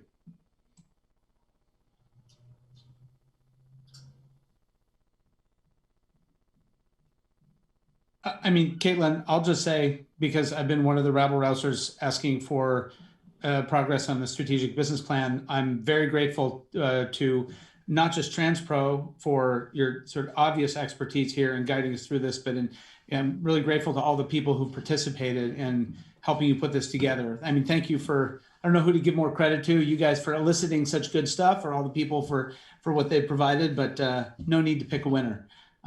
So thank you. This feels like exactly the direction we need to go, and I look forward to future updates, and thank you for the timeline on that as well.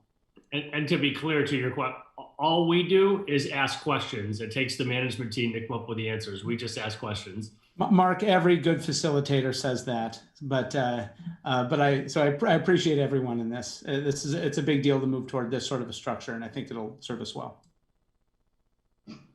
Thanks for those comments, Josh.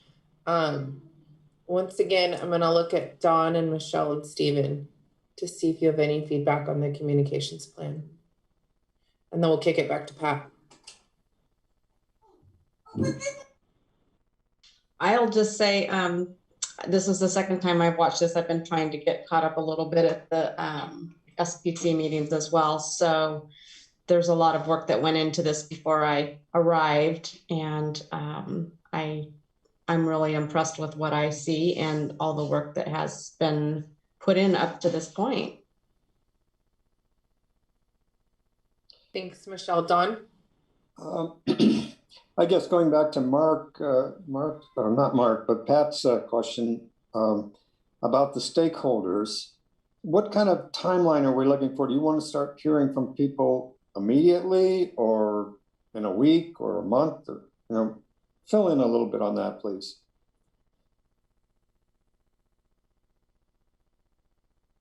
I raised my hand when I needed to unmute myself. Sorry about that. Don, that's a really good question. I'd like to get a list, sometime from you by next week for us to be able to determine how to plug people in. But that'd be great. Does that work, Lindsay, with our schedule? Do you feel? If we get the sub-district people next week. Yeah, and because I think we'll continue. We'll start off with these other groups. So we have a good list of organizations and folks to reach out to. So I think that will be fine. Hey, Hey, Pat, do you think you could send that out as an email reminder since we're missing 2 board members? I'd be glad to do that. Thank you. Yep. Yeah, and we just need the names or organizations. We don't need them to reach out to us. We'll reach out to them. Reach out to them.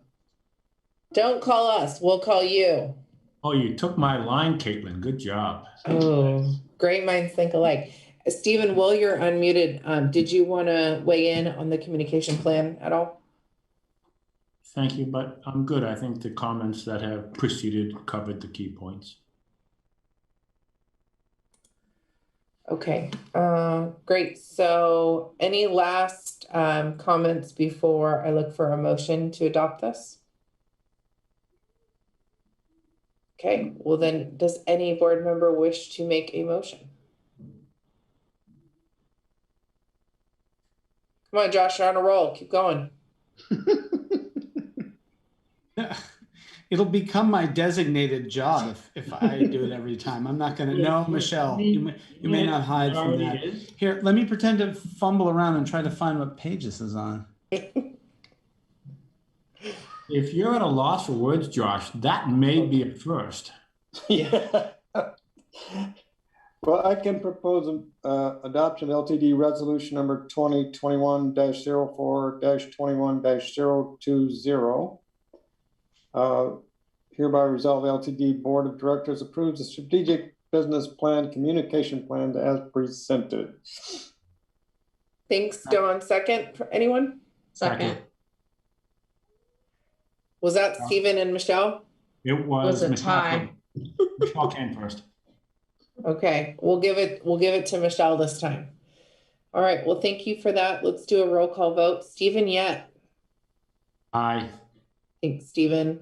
And Don Norden. Aye. Thanks, Don. Joshua. Aye. Thanks, Josh. And Michelle. Aye. Thanks, Michelle. And I also vote aye. So this is the first time we've had to adopt a communications plan. And good job. We got it done. Unanimous vote and great presentation and great information. It's hard work putting this stuff together. So thank you for paving the path and doing this for LTD. Great job. Thanks, Pat. So, I know if I'm ready to go to bed in Oregon, I can't even imagine what our East Coasters must feel like. So thank you for sticking it out with us. We're gonna keep saying it, but we just really appreciate all the work that Mark and Lindsay have put into this so far, and we just really feel grateful that we're working with you. We look to continue to work with you guys. So thank you for being here tonight. Thank you. Okay. And really want to just put the LTD team, everyone has been just really engaged. I tell you this, we're very impressed with the team. So just want to convey that to you all in this process. So thank you again for having us. Awesome, thank you. All right, thank you, Pat. We always appreciate you joining us, and thank you for leading the charge on this. Okay. Thanks, Pat. So let's go to our next agenda item. And I know we're a little bit over scheduled tonight, but just hang in there. We're getting close to the end. And then as a reminder to our board members, we do have executive session after this. So the general manager update for April. AJ, go ahead and take it away. Thanks, Caitlin. I'm going to make it short and sweet. My report includes the formatting of each goal that the board put forward for me to accomplish over a 6-month period. I put information there that I hope that you can look at, and hopefully if you have any questions, will reach out to me. I always kind of challenge of how much detail to put and at what point you'll stop reading, right? So, I mean, it really is a lot of information. When I first started doing these, I literally wanted to tell you all of the important things happening at the different committee meetings that I sit on. There's a lot going on in Oregon. It's a lot of great work, a lot happening at the national level for transportation. Caitlin's gotten a little glimpse of it, and it's pretty exciting. I mean, I really could write pages and pages of how amazing the work that is happening in transportation and the opportunity I have to engage at a weekly level with a lot of my peers nationwide. There's a lot of other work there. You've gotten presentations on a strategic business plan, communications. You've gotten information about our sustainability today, about how we're doing our fleet procurement. There's a lot going on there.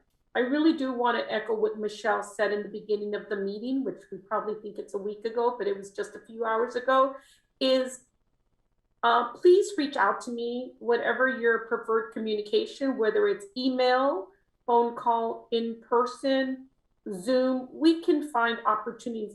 My goal is that when we get through this 6 months, that I have enough information from you to have addressed any questions or concerns you have. I have a team of people that help me do all this work. I don't do it alone. So what I do is I make sure I work with the team to make sure we align with the board's vision. That's really important to us. We take a lot of great pride in serving this community, in making this board successful. So I really do want to continue to echo that. I welcome your input so that I can align to the goals. The perfect situation would be that I get your input, I'm able to shift to what the board's asking me to do. And at the end of the day, we have an outstanding performance review. An outstanding performance review doesn't mean that I'm an amazing person. It just means that I've been able to communicate, partner with the board, lead this organization, serve this community with a group of qualified employees. It's a win-win for the community, win-win for employees, win-win for the board. And that is really my goal in providing you this. So if you feel that the reports don't have enough meat, I can add a lot more. That's what I do for a living. It's keeping it brief. That's the hard part. So today I'll leave you with that. Hope to hear from you soon. And thank you for the time today. I know it's been a long meeting and we still have an executive session. So thank you for the time in engaging you today. Thanks, AJ. And, you know, Michelle pointed out earlier that we made this general manager update its own agenda item, because I do want to encourage you to ask questions, make sure you're reading the updates, and just really following along with the progress of the goals, and share any concerns at this appropriate concerns is at this time as well. You know, it's funny. I think I first saw AJ on Zoom at 8 a.m. this morning at the Economic Summit, but I know she's been on Zoom since 6:45 at the Springfield Chamber meeting. So, you know, this is the type of stuff that does, you know, that we do need to recognize that we're, you know, that you're putting the work in, and we appreciate you kind of sharing all of this with us, because we're not there on a day-to-day basis, and it just really helps us get that insight. So with that, I want to see if any board members have questions related to the GM goals update that starts on page, I think, 73, yes, of our board packet. AJ, you offer the option to follow up with you separately. I have some questions about some of the housing stuff, the federal stuff, and the climate piece, and I'll chase you down later. But, and just to answer your question, this level of detail I think is great. I wouldn't scale it back dramatically at all. That's great. Thanks, Josh. That's perfect. Anybody else? Okay. Great. Thanks so much for keeping that brief, AJ. I really appreciate that. So also, as a quick reminder, since we stopped doing the ridership and operation update meetings, please remember that that is now in our packet. So if you have questions about the ridership update, it is in your packet. I just wanted to remind the board that we made that switch. So let's move on to written reports. Now that we know the written reports are, sorry, super fast on ridership. I was just going to say, I will send in separate comments. I would encourage people to take a look at that, just because staff have slimmed it down, and I worry that it maybe has gotten too slim. It's sort of hard to see some of the changes over time. But if I'm the only person who wants that, I'm not going to ask for staff to spend time on. Caitlin, you just yawned while I was talking. Come on. No, I know you've been up. I just told you I've been on Zoom since 8 a.m., Josh. I was kidding. I'm just giving you a hard time. But I encourage people to take a look at that, because as we sort of drift through this year, we will want to start thinking about ridership patterns again a little bit. Should come back maybe as a discussion topic. So people just make sure you feel like that memo hits the points it needs to. That's all. That's great, Josh. Okay, so I think we are good to move into our executive session. So this was a great board meeting. Thanks for the robust discussion. And I think the theme of today was please follow up. Please follow up with AJ or whoever's appropriate to get the questions that you need, the clarification, share concerns, additional information, whatever that looks like. Take the time to write the email or make the phone call. So thank you. Follow up, read that employee survey. We can do it. Thanks for your time. We're going to leave this meeting. I'm going to adjourn this meeting, and then we have a separate Zoom link that Camille has set, or I think Camille was one who sent it. It should be in your inbox. That will take us to our next session. So with that, this meeting is adjourned, and everyone enjoy final moments of your evening.